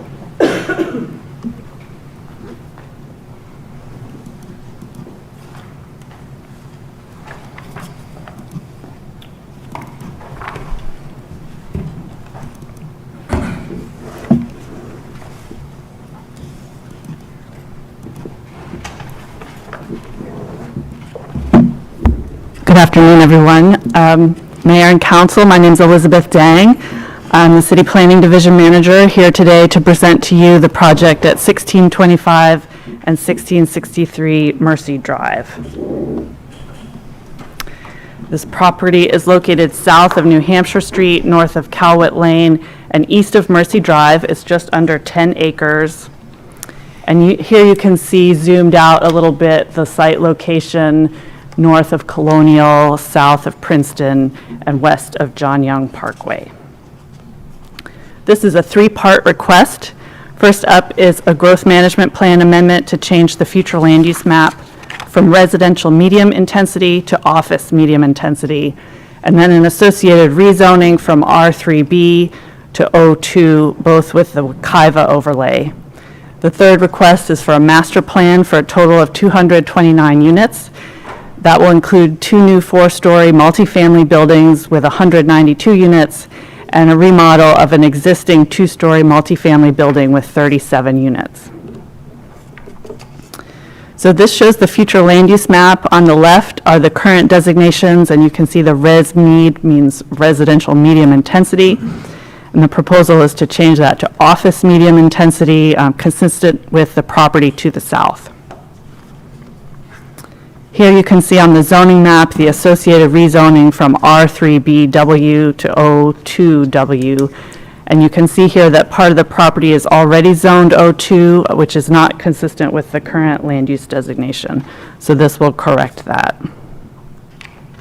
So in terms of the proposal and the reason for the future land use map and rezoning amendments are that under the current R3B zoning, which covers the majority of the property, the maximum density is 21 units per acre, which works out to 181 units, which would leave them short by about 48 units from what they're proposing to do. So under the maximum density and intensity permitted by the office land use designation, it would be a maximum of 394 units and 300,000 square feet or so of non-residential uses, which in this case would include public benefit uses or office uses. So they are asking for well less than the maximum of the future land use category. In terms of the history of the site, the building was constructed in 1966. The current property owner acquired the property as well as 2 adjacent parcels in 2020 and 2021. So here you can see the site on the aerial. To the north, there is a canal and apartment complex. To the south, the property is currently undeveloped. And to the east is the Princeton Oaks industrial plan development that will soon be under construction. The site photos here from Mercy Drive, as well as the existing multifamily building. This shows the complete site plan, and we'll get into some details here, but there will be a stormwater pond facing the street with the existing building to remain on the south side and 2 new buildings to the north and east. Here you can see this in a bit more detail with the shared drive aisles and sidewalks to access each of the buildings. Continuing to the east side of the property, the additional 2 buildings are connected by a breezeway, and there's a required Wekiva open space reservation in the rear of the site. This is an illustration of the elevations of the building. They are 4 stories tall, which is approximately 55 feet. And finally, the parking request is based on the bedroom mix. There are studios, 1 and 2 bedroom apartments, and they do meet the required number of parking spaces on site. So staff is recommending approval of these requests subject to the conditions in the staff report. I'm available if you have any questions, and the applicants are here as well. Okay, are there questions of Elizabeth, Commissioner Hill, and Commissioner Stewart? I'll go ahead and let Commissioner Stewart go first. Stewart. Elizabeth, I'm trying to understand, when we move something to office, the intent of office is to really end up having a mixed-use type of environment. I don't see any mixed use on this at all. Is there a particular reason why? Mixed use is not a requirement, but it does allow either or. So you could do an entirely office project or entirely residential or a mix of both. But why wouldn't we just keep it R3? Is there a problem with the, I mean, you can get a variance on R3 and, I don't understand. I mean, the intent, I think, of office is to create a little bit of a, I'd say city center, I don't mean it that way, but a little bit of a place where you get additional density because you get the idea of being able to provide other services that are there. Now, whether it's optional or not, I think it's the intent is to do something like that. But if it's just residential, why don't we just keep it R3? Because the maximum density is 21 units per acre in the R3B zoning district, so that's below their proposal. They would have to cut out about 48 units from the project to meet that standard. Unless we approve a variance of some sort. I mean, it Well, seems to me that yeah. the ultimate decision is here, and it's easier, I guess, easier for the planning department to make the change by moving to a new zoning than it is just to say, hey, they need 294 acres, 94 units. Right, and you can't get a variance for density, so the approach would be planned development zoning, so rezone the property, which is essentially the same process as what we're going through here, so that would be a different approach, and the planned development has specific development standards and those sorts of things, and this site can meet all of the development standards of the O2 zoning, so it's simpler and more straightforward to have a standard zoning district than to create a unique development for a site that is eligible and qualified to meet the O2 zoning standards. Can you name any other places where they have done O2 zoning and put only units there and not put any other type of mixed use? I would have to look that up, but I wouldn't be surprised if there are locations like that throughout the Either, but I just can't remember city. any of them that we haven't encouraged both of them to be developed, and the developers would want to do that. I mean, a convenience store, other things that would be in that property would make a whole lot of sense, even for the service to the 294 units that are there. Right, well, retail uses wouldn't be allowed except as an accessory to an office building, like a little lunch place or something for an office building. So it would be just a mix of office, public benefit uses, and/or residential. Commissioner Hill. Thank you, Mayor Dyer. And I'm somewhat on board with, not even somewhat, that's a concern of mine also. And if we talk about what surrounds that particular project, what's being proposed, it's all low-income housing, some that we're building right now, council, which is the old Pepper One across it is the Palms apartment now, which is Jernigan Gardens. Directly across is Homes, which is Colony Cove. A few churches on the right to the left. Also Ability Housing. That whole corner does not have offices. It only has residential. And with that being said, I'm not in support of this comprehensive plan, with all due respect to our planning department that I understand plans, but the sensitivity of that project, and this is a all-market project, all market. And here we are in the middle of affordable housing crisis in a corner that the city of Orlando has put a vision plan together. Myself, Elizabeth, Jason went out 3 years ago to talk about the vision of Mercy Drive. And the vision of Mercy Drive was not to gentrify Mercy Drive, it was to revitalize Mercy Drive. And the change from this residential medium intensity to office medium intensity would allow office use in the area that we all, with the vision plan, thought should have remained residential into this proposal.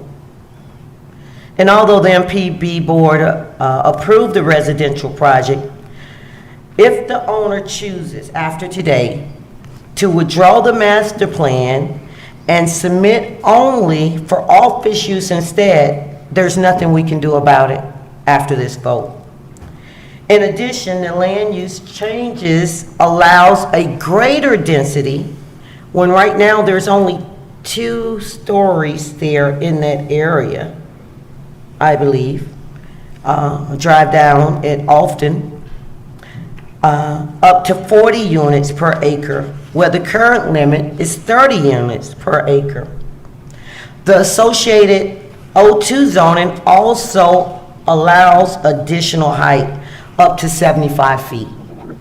Never has been done in that corner before. As I said, I do not support allowing additional density nor height. We already, Mayor Dyer and myself went out there, did some concrete pouring and grading, because we have a traffic issue and traffic safety issues in that corridor. We will create additional issues with 400 more units and with higher height and more density in an already congested area where we have traffic concerns. Even at the community meeting, the community came out and addressed and protest about those traffic issues with density and height. There was a traffic study requested that has not yet been presented to see how that would impact that area. Additionally, I hear that the owners only acquired this in 2021, which we know that some of them are the same owners, but different names. The company's been named several times. Commissioner Hill, I don't want to interrupt you right in the middle of that. We're still going to hear from the owner-developer. Okay. This kind of sounds like All right, well, Mayor Dyer. argument versus questions It's not for argument. Elizabeth. No, I mean, sounds like your statement versus questions for Elizabeth. Well, yeah, has a traffic study been done? Elizabeth? I do not see a mention of that in the staff report, and depending on the number of trips, it's right around that threshold that may or may not require one. And in this With case, additional density and height, which is, well, the traffic study would be associated with their proposed project, their number of units. right, has one been done? And the community, you were there, certain community requested that and asked for it, correct? Well, they discussed traffic, but Yeah. the And code, concern and safety of all the little kids in that area. And the city also have concerns about traffic and safety in that area. So far, we've invested in some mechanisms, correct? Because of the unsafe corridor there with this particular project that is proposing higher height and density that will create more traffic, wouldn't you say? Not trying to put you on the spot. I love you, Elizabeth. I'm just stating a fact. right, Okay. right. So it wasn't required, and it's, the threshold to require a traffic study is right around 1,000 trips per day. And I can check with the transportation folks and see if they felt comfortable waiving that because of the existing network and their With what we existing have, data. without this component, do we have, and has been known, we do know, because we've invested monies in that corridor where there is traffic issues right now before putting 400, and safety issues. Is that factual or not? Well, I'm not sure if that's necessarily, one of the things with traffic studies is that there's always Not the background study. traffic. I'm saying what the city of Orlando have determined, and that's why we're putting calming mechanisms and traffic mechanisms in place, because there were safety issues within that 2-lane corridor, and speed bumps and roundabout. Right. And the city does have other proposed common mechanisms to put in place for that Mercy Drive corner, correct? That's a yes or no? Right, and based on those improvements, the staff felt comfortable recommending approval. What's going on? Okay, I know you would say that, but that's not factual, because there's been hits and all type of things going on. So with that, Mayor, I'll go back after the developers. Yep. Commissioner Burns? Thank you. Thank you, Mayor. Elizabeth, just for clarification, so the change from R3B to O2 is strictly, from what it looks like, strictly to increase the density? That's correct, and also the height that they're proposing, the 55 feet, would require a conditional use under R3B, so for both of those reasons. Further questions for Elizabeth? All right, let's hear from the owner / developer.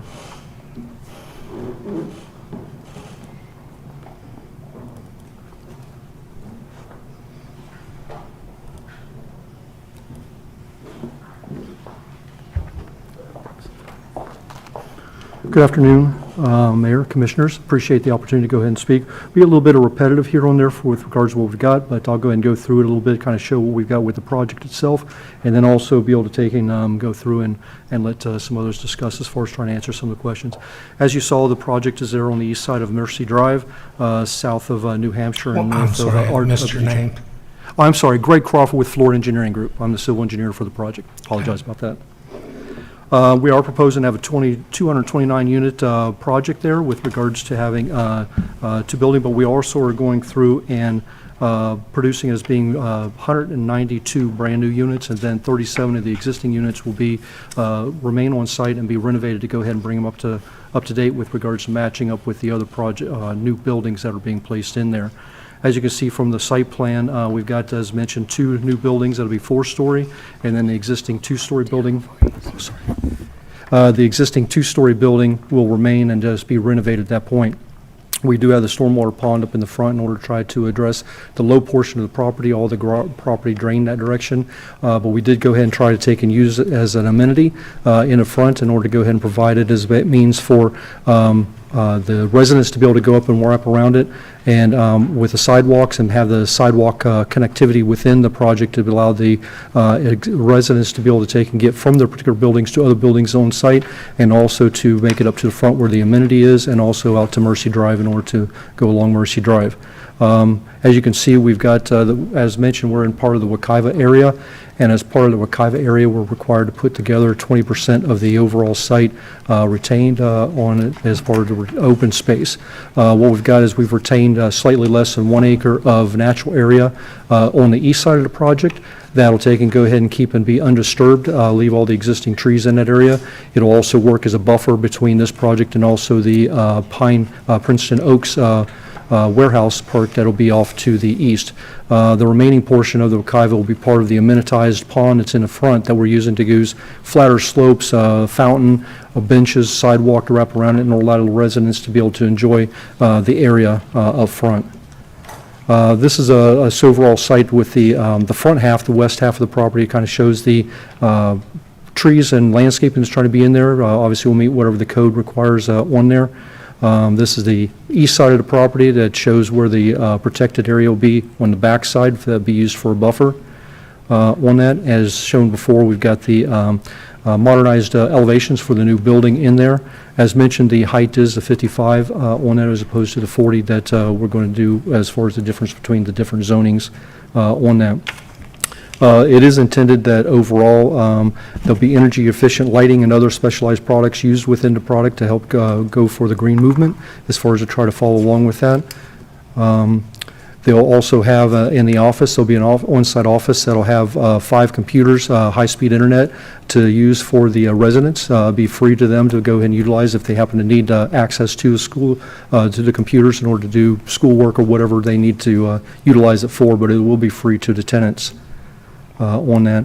There'll be competitive rental rates for it for the hardworking men and women. There are different smaller rental unit options for that for the empty nesters and retired citizens. The owner has seen a demand for that in some areas that he's been working with other projects, that there is a demand for the 1 and 2 bedroom units as opposed to a larger 3-bedroom unit. Then that'll be all we've got for it. But go ahead and answer any questions you might have with regards to the site plan and that, and then we can have the attorney to talk. Okay, Commissioner Burns, question. All right, thank you, Mayor. So within this project, there's 37 units that will be renovated. Correct. Now, I'm assuming that those 37 units are currently affordable. They're affordable housing. They're affordable, attainable. They're obtainable. I guess they're attainable, not necessarily. Have the owner come. Okay. Come on up. State your name. My name is Akash Kalaprat. I'm the developer for this project. Honorable Mayor and all the commissioners, thank you so much for this opportunity. We have 40 tenants that are living there for a period of time now. And our plan is to, once we construct the first phase of it, which is a 48 unit, to move all the tenants with the same rent they're paying to the first phase of it. And at that point, the building which is currently there, which was built in 1966, that requires a lot of renovations that we see, and we have certain issues that we need to fix. So that will give us an opportunity to completely fix, as we had discussed with Commissioner Hills, to bring up to the standards of the new project. And also, they don't have any retention whatsoever in this project because those building was built so long ago. So by having this new project, it's going to allow the Mercy Drive corridor over there to have a better retention pond and to service the whole project. So we. So my question, I understand. My question is, will those units remain affordable, or will the individuals who are in there now be priced out? Because we see that a lot happen where units are purchased, some paint goes up, rent goes up, and then those residents are moved out. So have you all made a commitment to those 37 that their rent will be unchanged, affordable, and if so, how long is that commitment to those residents? Yes, sir. So we had a neighborhood meeting with the community as well as the Commissioner Hill. We have proposed the people who are living there to have their rent to be maintained to what they are paying with the normal way for 5 years from the time they move to the new building. So you made a 5-year commitment that yes, sir. That their rent went. So would this be the only affordable set in this entire development? Yes, sir. So we did a case study or the cost study with the current price which is going for the materials and stuff, and we have looked into also the affordability funding for this size of a project, the amount which was not actually feasible. And that's the reason, as a individual developer, to have kind of a mixed unit requirement in the city, and that's what we are proposing. Okay, thank you. Commissioner Ortiz and Commissioner Stewart. How big are these units? You have a studio. How big is the studio? So every unit is between 500, which is the minimum requirement, and all the way up to 900. So the one bedroom is how big? 850. 850, and the 2 bedrooms? Up to 1,000, 995, yes, sir. All right, that's it. Thank you, sir. Commissioner Stewart. Yeah, I apologize, I was trying to write that down. You have studios at about 500 square feet? Yes, sir. And then you have 1 bedrooms at about 800 square feet? 1 bedroom's 850, and the 2 bedrooms between 500 for the studio. The 2 bedroom is 995, and the 1 bedroom is a little short of that. Right. As best as you can tell me, I'm not concerned about the terminology of affordable or attainable. Those are things that we all make up. What's somebody paying today? How much are they paying per square footage? Yes, sir. So 1 bedroom, right now, the current tenant is paying is 1,100, and 2 bedrooms, 1,300. And when everything is built out, you got a 5-year agreement for those who are going to be moving in, so they're okay for 5 years as far as that's concerned. Yes, sir. And also what we did is that we went out to the tenants who are living there now, and we did a survey. We actually have filled out from everybody who would be interested to move into the new project. We have signed petition or signed tenants, say up to 32 people would like to move into the new apartment. Rest of the 8 tenant doesn't know what's going to happen by next year with the job and things like that. But for those 32 people who had signed, we will commit in writing, if required with the city also, to make sure that they will not be moved out. And that's one of our intention, rather than demolishing the building or taking it out, to build the first phase of it so that we don't let these, Commissioner Hills also was very strict about it, to make sure that what about these people who are living there. So we changed the plan to move these tenants to the new first phase, and then only we will touch the existing building, which is really old, and we really need to fix them and bring it up to the current code requirement. Okay, so I'm a little bit confused, so help me out one more time. You're going to build a new unit, the first new unit, first phase one. You're going to move the guys from the current building into there. Yes, sir. Is the intent to move them back or give them an option to go back? Not required, because they'll be settled Okay. in the So new they- unit. But the intent is that they could stay for 5 years at the existing rate that they had before? Yes, sir. Is that correct? Yes, sir. Okay.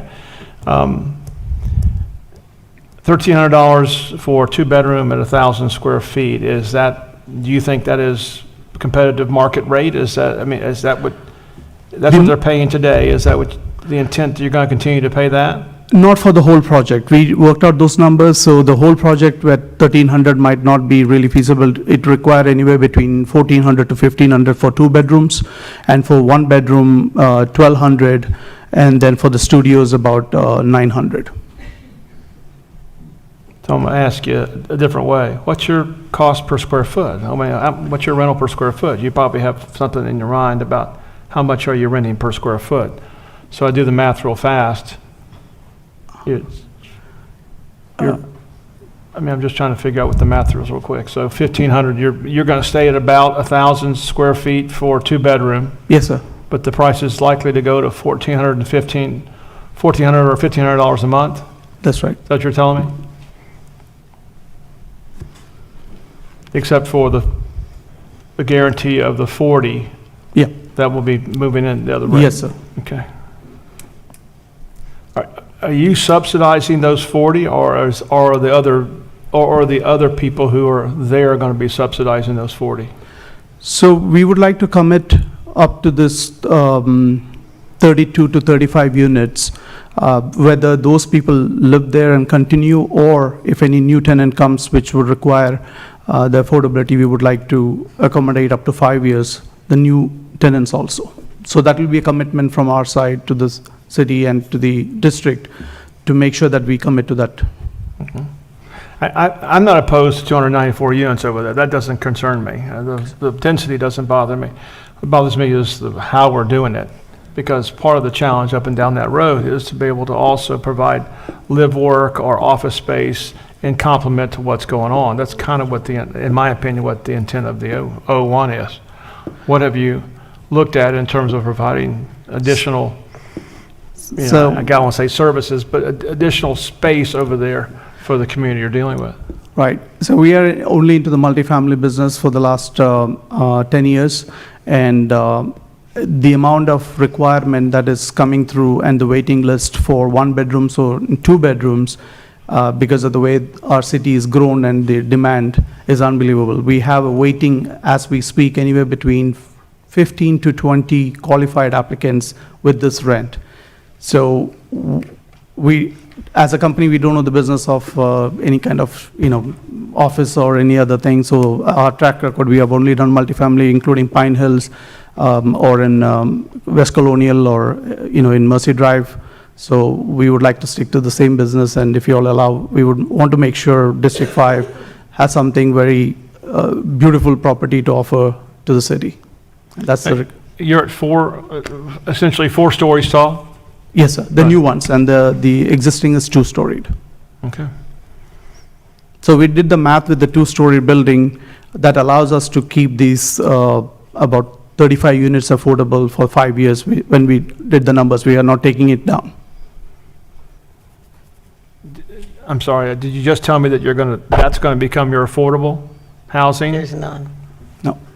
I think what he was, There's no affordable housing. I'm sorry, Mary Solick, 121 South Orange Avenue, Suite 1500, Orlando, Florida. I'm counsel for Urban Square. I think what he was trying to say is that the pro forma analysis was done as to whether to take down the two-story buildings and build fours, but they were able to make this project work from a pro forma perspective by keeping those 40 units in a two-story building. Is that correct? Okay, all right. And there is a concern about traffic on that road, so what have you done to help address egress, ingress on your, from your property? Right now, what we've shown is we've just got the two entrances as required as far as doing that. We don't have any, right now, we don't have any improvements that are actually proposed along Mercy Drive on that. And so right now, we don't have anything extra that's being added on to the Mercy Drive improvements right now. Is it an entrance and exit, is that what you have, or are those both entrances and exits on both sides?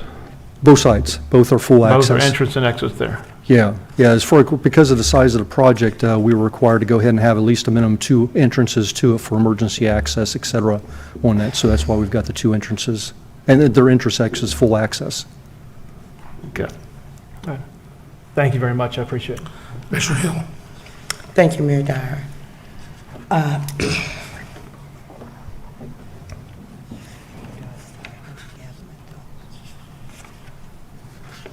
This is, you said your rents will be 1,200 to what for 2 bedrooms? Because one thing I'll do is like straight shooters versus tell me anything to get along, because we all know that $1,200 is not really feasible in this new housing market. So please, I implore you to be honest, indirect, and not just say something that sounds good. What will be your rental prices? Per forma, because you have them if you have a pro forma. Yes, ma'am. So that's what I think that's the reason we request the 40 units to be as it is, and we allow us to move those tenants to the first development. By the time we finish the entire project, we'll have 228 units. So we were proposed up to 10% initially when we spoke to you. Yes, ma'am. I asked what the rents will be. The rental amount for the right rental yes, ma'am. amounts. Yeah. So the 1 bedroom is going to be 1,100. The 2 bedroom will be 1,300. Those are the rental rates for the existing 37 Exactly, units. existing, I'm talking about the new Okay, ones. he gave you those numbers too, but repeat them. Please give me the new numbers for the, not the existing, the ran down ones. Talking about for these new proposed development, what will be the proper numbers? Please give them to me correct. So the numbers for the new build out and the new structure would be 1,500 and 1,600. Okay, 15, 16 for the 1 bedroom. Tell me about the 2 bedrooms. No, 1,600, ma'am, will be the 2 bedroom, and 1,500 would be the 1 bedroom. Okay, so the folks that afford the, right now, 1,100 per se, will be transferred over at that rate, or will they be transferred over at the 1,600? No, the people who are living there will be moved to the first. So those will be the affordable components. How much will be your new apartment? So that's let's say those will be. Yeah, just do it. Yeah, just you did. Okay. Yes, ma'am. 15 and 16. For the new first one. year for the new ones. Okay, and 5 years from now, what happened to these people? I know you're going to increase in the rents. They're going up everywhere, and you're just different, I guess, because they're going up everywhere $400 a year. So what will happen to these people, these 30 people, 5 years from now? Because you're going straight market rate after that, correct? Yes, ma'am. I have not put just up. be Yes, ma'am. honest. Yeah, That's I have all not I'm put a asking. plan, or I don't know what's going to happen. So you're after telling 5 us years. today you don't know what's going to happen to After those? 5 years, but I did the numbers to cover for the That's first 5 years. honest enough. I need Yes, ma'am. that we don't know Yes, ma'am. if they're going to be homeless in 5 years or not. You haven't did that long-term 5-year goal. Have you did your 5-year business plan on this project? Because you have to give that to the banks and everybody. Yes, ma'am. But you haven't done it? Not yet. No For problem. the people? Yes, ma'am. Okay, that's fine. Tell me this. When are you going to pay the city your $400,000 in liens that you owe? So the fines, which is 229,000. No, it's 400,000. I just got they- it pulled up. Yes, ma'am. The other payment, when they updated the system, they have some corrections to be done. We already met with the code enforcement officer, so they are, as we speak, they are changing it because it's a duplication happened when the new system came in.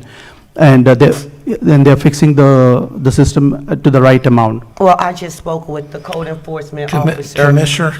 No, sir, hold on. Okay. No, just hold on. Go ahead, Corey. Let's just understand that this I wanna ask that. zoning decision can't be based on whether they have paid or Well, not that's paid fine, their Mayor, but this outstanding. council- I'm just, you can get the information. Yeah, I get I'm just it. letting you know that this decision should not be based on Well, whether it they have shouldn't, been but paid if we fines or have not. those in our community that has outstanding liens right now and also have some violations as we speak, it should be considered. It should be considered that right now, they're Commissioner, not- I'm telling you, you can ask for the information, Well, I'm asking for but that should not be the factual basis for the decision on this matter. Commissioner Yeah, Hill? it might not Commissioner be. Hill? And the children that are waiting through. Commissioner, let them answer your question. They answered it. I would like to speak, Mayor. Hold on, Commissioner. So you have 400,000 in unpaid fines? Yes. No. Oh, well. Commissioner No.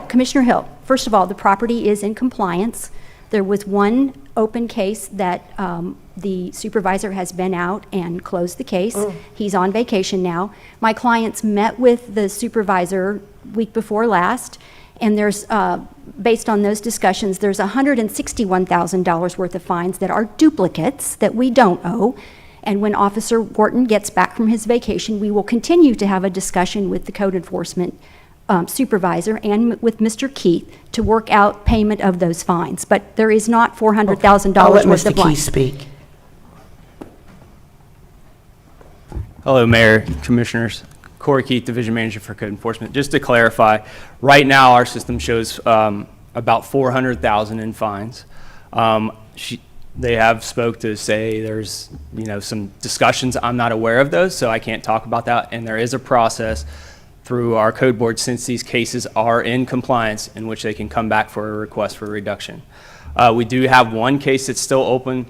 They're making indications that it may be in compliance, but we have not come out and performed our inspection to provide that yet. So the case is still open. So Thank you, Corey. I really appreciate that. And while we're talking about this is an indicator, Mayor. I know we're deciding zoning, but I'm also putting out front the type of landlords and possible developers we might be encountering, right? I have had to go out, even with their team, you wasn't their attorney, where there was so much displacement by this company during COVID, where I personally tried to work with our housing department because it was refusal. The team over at Rivera refused to work with those experiencing COVID and job loss. And we tried to help with rental assistance, and we was pushed back by your management team each step of the way. And with that, those families ended up on the roads of homelessness. Has nothing to do with zoning. I'm talking about the team that you're representing, ma'am. And I do have a problem with that. I have a problem when people call my office from the existing buildings with bed bugs and having to leave and not having funding to buy new mattresses. And the management team, maybe not the owner, but who represented them, saying they can't do anything about it, while little poor children are itching and got sores on them from bed bugs, right? And where they're calling me, and I have to go out there because they're making this a big media story. 4 or 5 times, Channel 9 has gone out there because children are waiting in mud during the rainy season. And I've spoken with with your client about this, and that's why he talked about the drainage issue. There's been a drainage issue forever, and children have to walk through mud and water just to get to their front door, and can't even go to school sometime because the water is so pulled up. This is an issue when you start coming asking for special exemptions. What about the people, how they're treated, and you want better treatment than you're giving your clients that's out there? I have a problem with that. Commissioner Hill, my client is here today with investment funding in hand. Money ain't everything, ma'am. Ready to make a substantial investment in this community and build 192 new units for this community. Your vision plan says this is a residential community. And rehab 37 units that were built in 1966, bring the property up to current code standards with a retention pond and the Wekiva open space requirements, and make a nice new development for your community. No, That's what we're here to do. My clients just purchased this property 2 years ago. They closed on Different the apartment names. complex. Excuse me, my clients purchased the apartment complex in April of 2020, right at the height of COVID. I can have Mr. Akarsh come up here and tell you how much rental loss they absorbed during those 2 years, and still we're bringing all of the property into compliance with a code enforcement team that was requiring building permits for very, very simple fixes. And the stuff was fixed. The stuff was brought into compliance, and then they had to go get a contractor. But I don't really want to get into the weeds on the code Right, because I enforcement got issue. pictures. I don't want to get into the weeds on the code enforcement issue because the guy is standing here Nor the ready to COVID, make an but- investment in your community. Okay, here's what we're going to do. Nor the COVID, because Hold on, I... Commissioner. Hold on, Sir, Commissioner. please, Mayor, please, We're going to Mayor. if there's no objection, we're going to defer this item. Any objection? No, I want to to move the- forward. This is this is a problem, Mayor. It's a big problem.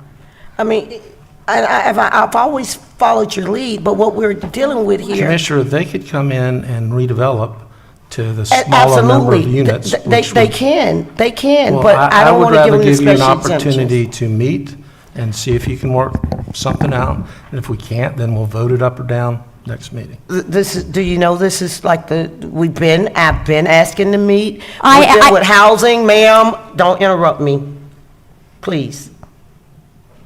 I have been asking the team to meet with Orrin Henry, to meet with course enforcement, to see how this can be a great benefit to the community. Your client can ask that, yet have they went to meet with anyone at the city about closing the gap, about affordability, of all those things. Hasn't been done, ma'am. But you can't do it. You have not. Okay, are you guys willing to make yourselves available for meetings? during Absolutely. the I next tried 2 last weeks? week. I tried last week, and Commissioner I Hill was refused to meet with me without a city Ma'am, I attorney wasn't present. even here. I was in Puerto Rico. Commissioner, are you here the next 2 weeks? Next week I won't be. I'll be in Tallahassee. But I'm available Zoom. Okay. I'm happy to say. Not next week. I'm in Elizabeth, Minnesota. can you help coordinate the meetings? Okay, anybody object to deferring this, allowing the district commissioner better. to meet with the developer? I'm fine. Okay, that's what we're going to do. 2 weeks. Okay. And are we If going you to have- continue this to a date certain? I was going to do it to the next meeting, but I want to give you an opportunity just in case the schedules don't match up. So let's say whatever the second meeting from now is. Is that what? June? What day is that? Not the next meeting, the one after. Should be the second meeting in June. June 6th? June 20th. Okay. And you're out of town next week, right? Call the office. They'll give you my calendar. June 6th is the next meeting, so it would be Okay, June- there's one more, I guess, in May, and then June 6th must be the second meeting. Is that right? Okay. No, if there was no objection. Thank you. Okay, are we good for now? Commissioner, I will Thank you, Mayor, say, and thank you yeah, all the commissioners. You got to have some market rate housing as well as affordable But, housing. I mean, and just like And we need but housing. Mayor, we need, So, we I need, know, we need hopefully you can work affordable, it we need out. affordable over from 1 to 2 to 3 also. Let's And- spread the and some love of market in market your and district. affordable. But it's not bad to have market in your district, too. Well, yeah, just, let's have affordable all throughout. Okay. Don't gentrify mine. Let's see, we are on hearings ordinance on first reading. Number 1, Madam Clerk. Ordinance 2022-32, an ordinance of the City Council of the City of Orlando, Florida, amending the city's adopted growth management plan, future land use element to delete sub-area policy S.39.6, and to expand the boundary of sub-area policy S.39.1, providing for severability, correction of scrivener's error, and an effective date. Move to approve. Motion by Commissioner Gray, second by Commissioner Burns. Madam Clerk, anybody to testify? No, Mayor. Discussion, hearing none. All in favor of the motion indicate so by saying aye. Aye. Those opposed? Motion carries. Hearings ordinances, second reading number 2.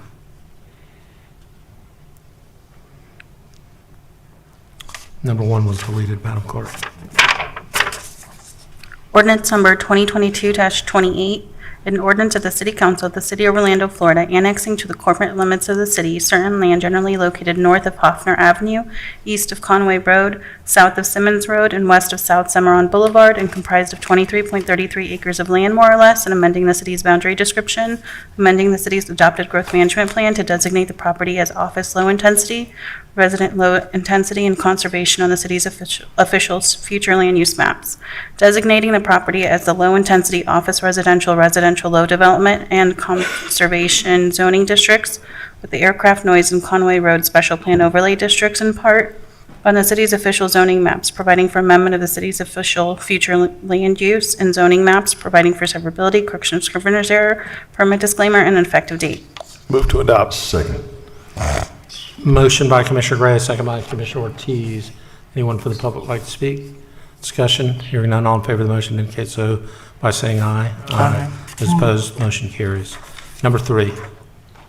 Ordinance number 2022-29, an ordinance of the City Council of the City of Orlando, Florida, relating to accessory dwelling units in historic preservation zoning overlay districts, amending Chapter 58, Part 3A to provide a cross-reference of accessory dwelling units in historic preservation districts, amending Chapter 62, Part 7 to allow accessory dwelling units up to 700 square feet to be approved by certificate of appropriateness, providing legislative findings and for codification, correction of scrivener's error, severability, and an effective date. So moved. Second. Motion by Commissioner Sheehan, second by Commissioner Hill. Anybody to testify? Discussion, hearing none, all in favor of the motion indicate so by saying aye. Aye. Those opposed, motion carries. Number 4. Ordinance number 2022-30, an ordinance of the City Council of the City of Orlando, Florida, amending the Eola and Church Plan Development Zoning District, providing for amendment of special land development regulations for a portion of the property generally located east of South Eola Drive, north of Mariposa Street, and south of East Church Street, comprising 1.46 acres of land, more or less, providing that prior ordinance is still in effect, providing that for permit disclaimer, correction of scrivener's error, severability, and an effective date. So moved. Motion by Commissioner Sheehan, second by Commissioner Stewart. Is there anyone from the public that wants to testify? Discussion among commissioners. Hearing none, all in favor of the motion indicate so by saying aye. Aye. Those opposed, and so the motion carries. Okay, ordinances on first reading number 1. Ordinance number 2022-25, an ordinance of the City Council of the City of Orlando, Florida, rezoning certain land generally located east of Narcousie Road, north of State Road 528, and west of the proposed Vista Park development, and comprised of 52.9 acres of land, more or less, from Community Activity Center to Planned Development in part, and from no city zoning to Planned Development in part, providing a development plan and special land development regulations of the Planned Development District, providing for severability, correction of scrivener's error, permit disclaimer, and an effective date. Move to approve. Second. Motion by Commissioner Gray, second by Commissioner Ortiz.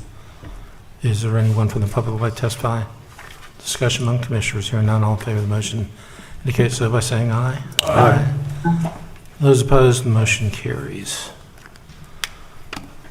Okay, that is all of the ordinances. So Our next item is a quasi-judicial, a recommended order from the hearing officer in case number QJ 2022-001 relating to an appeal from the Appearance Review Board's decision to recommend approval of the city's streetscape and landscape for Hicks Avenue extension.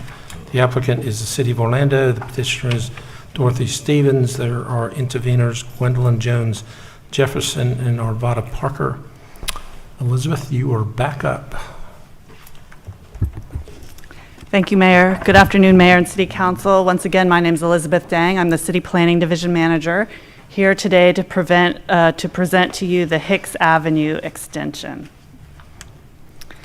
This project is located along Terry Avenue and Hicks Avenue from West South Street to West Gore Street. The requested action is a request for a major certificate of appearance approval to construct a roadway segment and landscape which is part of an FDOT project. More specifically, the city is constructing Hicks Avenue from South Street to Anderson Street and realigning Terry Avenue. So here's South Street and Anderson Street. And the role of the Appearance Review Board is to review the landscaping and the hardscape. The Florida Department of Transportation is constructing Hicks Avenue from Anderson Street to Gore Street. So they're doing the southern portion from here all the way south to Gore. The Appearance Review Board reviewed the landscaping only because the hardscape is part of the FDOT scope and is exempt from local review. So this aerial photograph shows the existing conditions on the site. And you can see here, this is where the old ramps for the 408 and I-4 interchange were and have since been removed. So this site photo shows a view looking south on Hicks Avenue from South Street. And this photograph is looking north onto Terry Avenue from Anderson Street. So some background. The redesign of the I-4 and State Road 408 interchange resulted in tearing down several ramps. The new alignment allows for local streets to be built to reconnect the neighborhood. This interchange has been planned for many years and was acknowledged during preparation of the Paramore Comprehensive Neighborhood Plan in 2015. In fact, one of the action items of that plan is to realign South Terry Avenue from Gore Street to West South Street in connection with the I-4 Ultimate project, which will result in a portion of the I-4 State Road 408 interchange west of Griffin Park being removed. So this shows a map of the vision plan and the general pathway of potentially Terry Avenue all the way from Colonial to Gore Street. And this is not a specific alignment because the city at the time did not own enough right-of-way to complete the entire route, which means that it's always subject to change. So when Transportation Department started this project, they evaluated 3 different alternatives. The first was a direct connection to Terry Avenue at the north, which impacts a number of trees as well as 3 residences, 2 of which are occupied. The second alternative was a direct connection to Terry Avenue at the north end, which did in fact reduce the number of trees impacted, but still impacted the same number of residents. They chose alternative 3, which is the Hicks Avenue connection, which does have a slightly higher construction cost, but impacts far fewer trees, and there are no impacts to residents or structures. So the role of the Appearance Review Board is to review applications for certificates of appearance approval within the downtown community redevelopment area. They provide a recommendation to the council on whether to approve with conditions, or deny such applications. That board must apply the relevant appearance standards that are found in the city's growth management plan, the city code, Project DTO, which is the CRA plan, the downtown design guidelines, and the downtown Orlando streetscape guidelines. A major certificate of appearance review approval is required for many types of projects, including streetscape plans, and all the major reviews must go to the board. So what is a streetscape? So the streetscape area is the portion of the right-of-way between the curb of the road and the private property line. So this is the area where sidewalks belong, street trees, landscaping, multi-use paths, and utilities. So you see on this plan here, the streetscape area is marked over here. So it does not include the travel lanes. So the ARB review process has a monthly submittal deadline, and the Transportation Department is the applicant, so they submitted on December 9th of 2021. They also held several community meetings related to this project, although it's not required specifically for ARB. They did do community outreach on December 9th, January 6th, and again on January 27th. ARB also requires a poster to be placed on the property at least 7 days in advance of the meeting, and because of the project size, 4 posters were placed on the site. The ARB meeting was held on January 20th. So this is what the ARB reviewed. This is the project showing several changes. First is a realignment of Terry Avenue with a new intersection that's signalized here at South Street.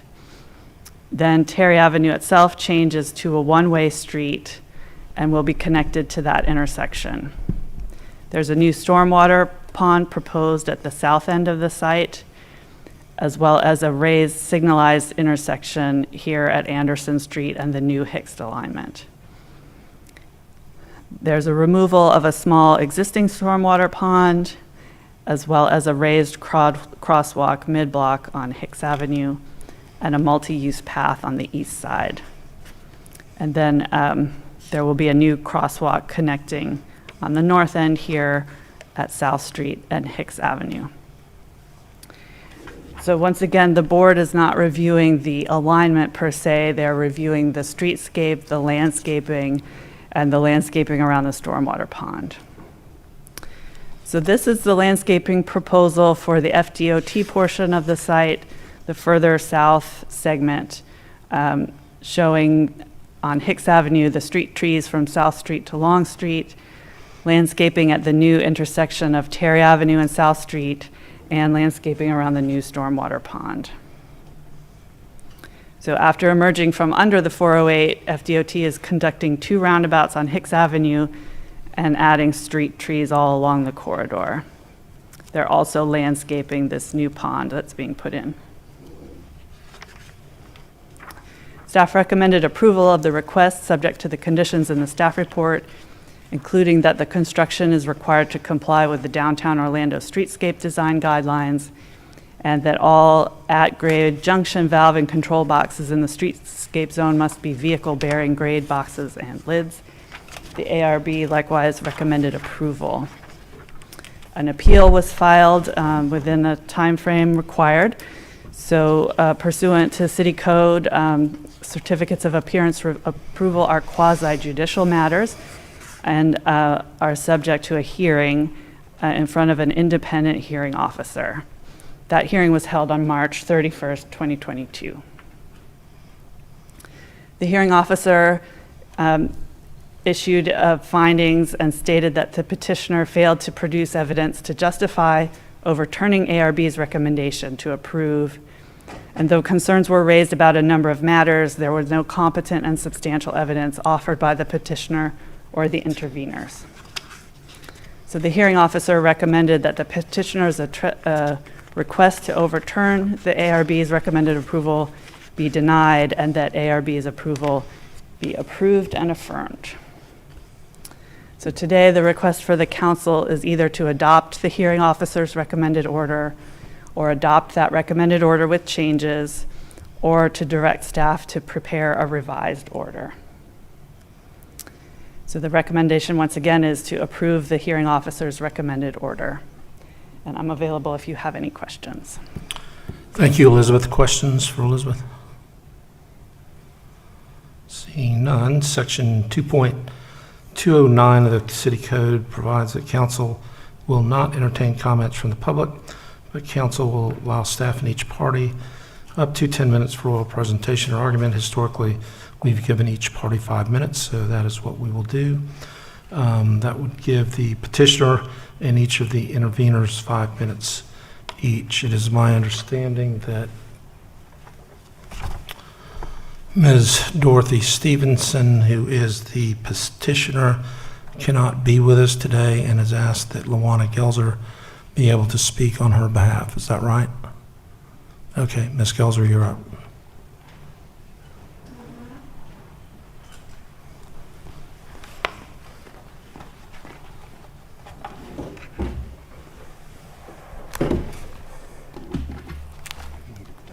Yes.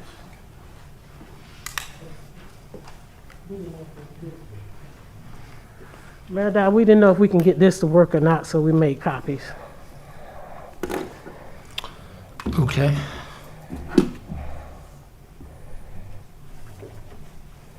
Do I have to turn it upside down? No, I'll fix this for you. Okay.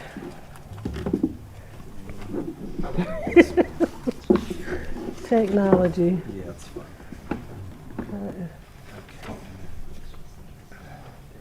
Can it make it bigger? Yeah. Keep on going. How many minutes do I speak, Mayor Dyer? 5. 5? Not the 10 that normally for the petitioner? We've always done 5.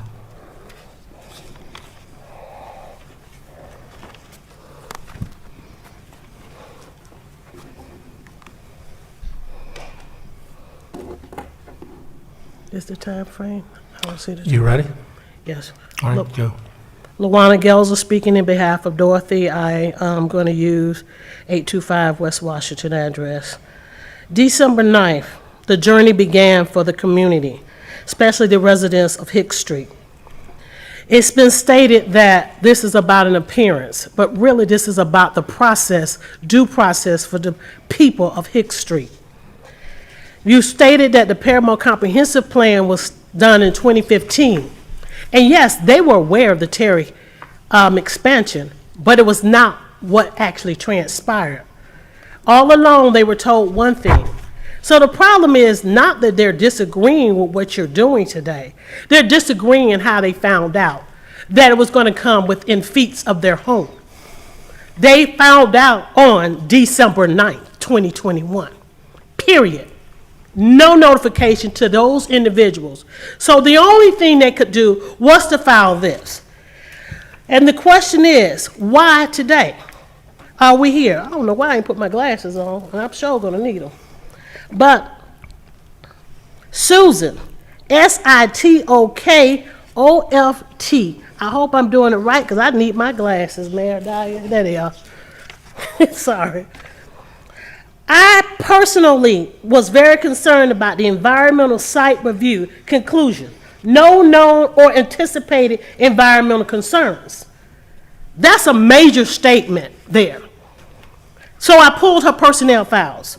And in her personnel files, we didn't find that she could make that type of a statement. And we were very concerned because it was very misleading. 0.25 square mile radius. The proposed site that she was reviewing, Hicks Avenue was outside, so we pulled our own information.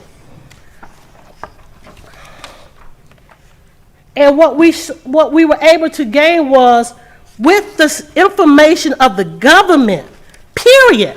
We don't have nothing else to worry about. We looking at what the government is saying, and it's saying that we're in the 95th percentile for poor air quality. You cannot look at what's underground and say there's no foreseen environmental issues because we're talking about air quality. We're talking about what's above ground. So when you looked and did a study, you didn't even look at the right stuff. So why am I speaking about this today on their behalf? The EPA Environmental Justice Division gave our group $120,000 to study, educate, and monitor the air quality in Holden Heights, Paramore, and Mercy Drive. This grant would have not been awarded to us if there was no concern about air quality in Paramore, Holden Heights, and Mercy Drive. So we're saying, how can you look at the contamination of the land and not the air quality? How can you make this decision based on what is going on, not giving the people due process? And the due process is simple. They would have fought you at an earlier date had they been aware of that you made the change. So once again, this is for documentation, because a lot of this information is being submitted to the right people, and you will be held to a higher court. I can remember when Commissioner Jim Gray fought so diligently for residents in his district for a cell tower. All we was suggesting was type the proper trees, a certain type of wall, things to protect them from the air emission from the cars coming through that community.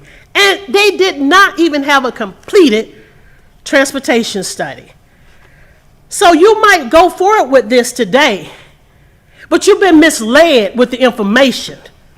And the information is this is not safe for the community. And why do you keep putting things in a community that's already on the government radar for having the worst air quality in the country? We're not talking about the state of Florida. They're saying we're in the 95th quartile for the worst air quality. And the last page I left with you is we're in the 4th for zip code 32805 for everything. So you're using this community as a test. It's pathetic. It's pathetic that you continue to do this to people who are voiceless, and when they rise up and fight for what they believe their home, you just turn a deaf ear on them and say it's a done deal. Thank you. Okay, thank you. Is Ms. Jefferson or Ms. Parker here? They're on the, I don't know if they called in or not. Madam Clerk, either of them call in? They're watching at home. I do not have any requests to speak, but Dorothy Stevenson is appearing on Zoom. Okay, discussion among councilors, or motion to adopt the recommended order of the... Motion by Commissioner Hill. Second. Second by Commissioner Burns. Discussion. Commissioner Burns. Yeah, Mayor, I just have a question. You're talking about the streetscape, correct? All And we're that's talking about is the landscaping. the landscaping along the and- street, none of the okay, other stuff. thank you. Okay. All in favor indicate so by saying aye. Aye. Those opposed, motion carries. Okay, do we have general appearance today? No request Mayor. for general appearance, so that will conclude our meeting. Thank you.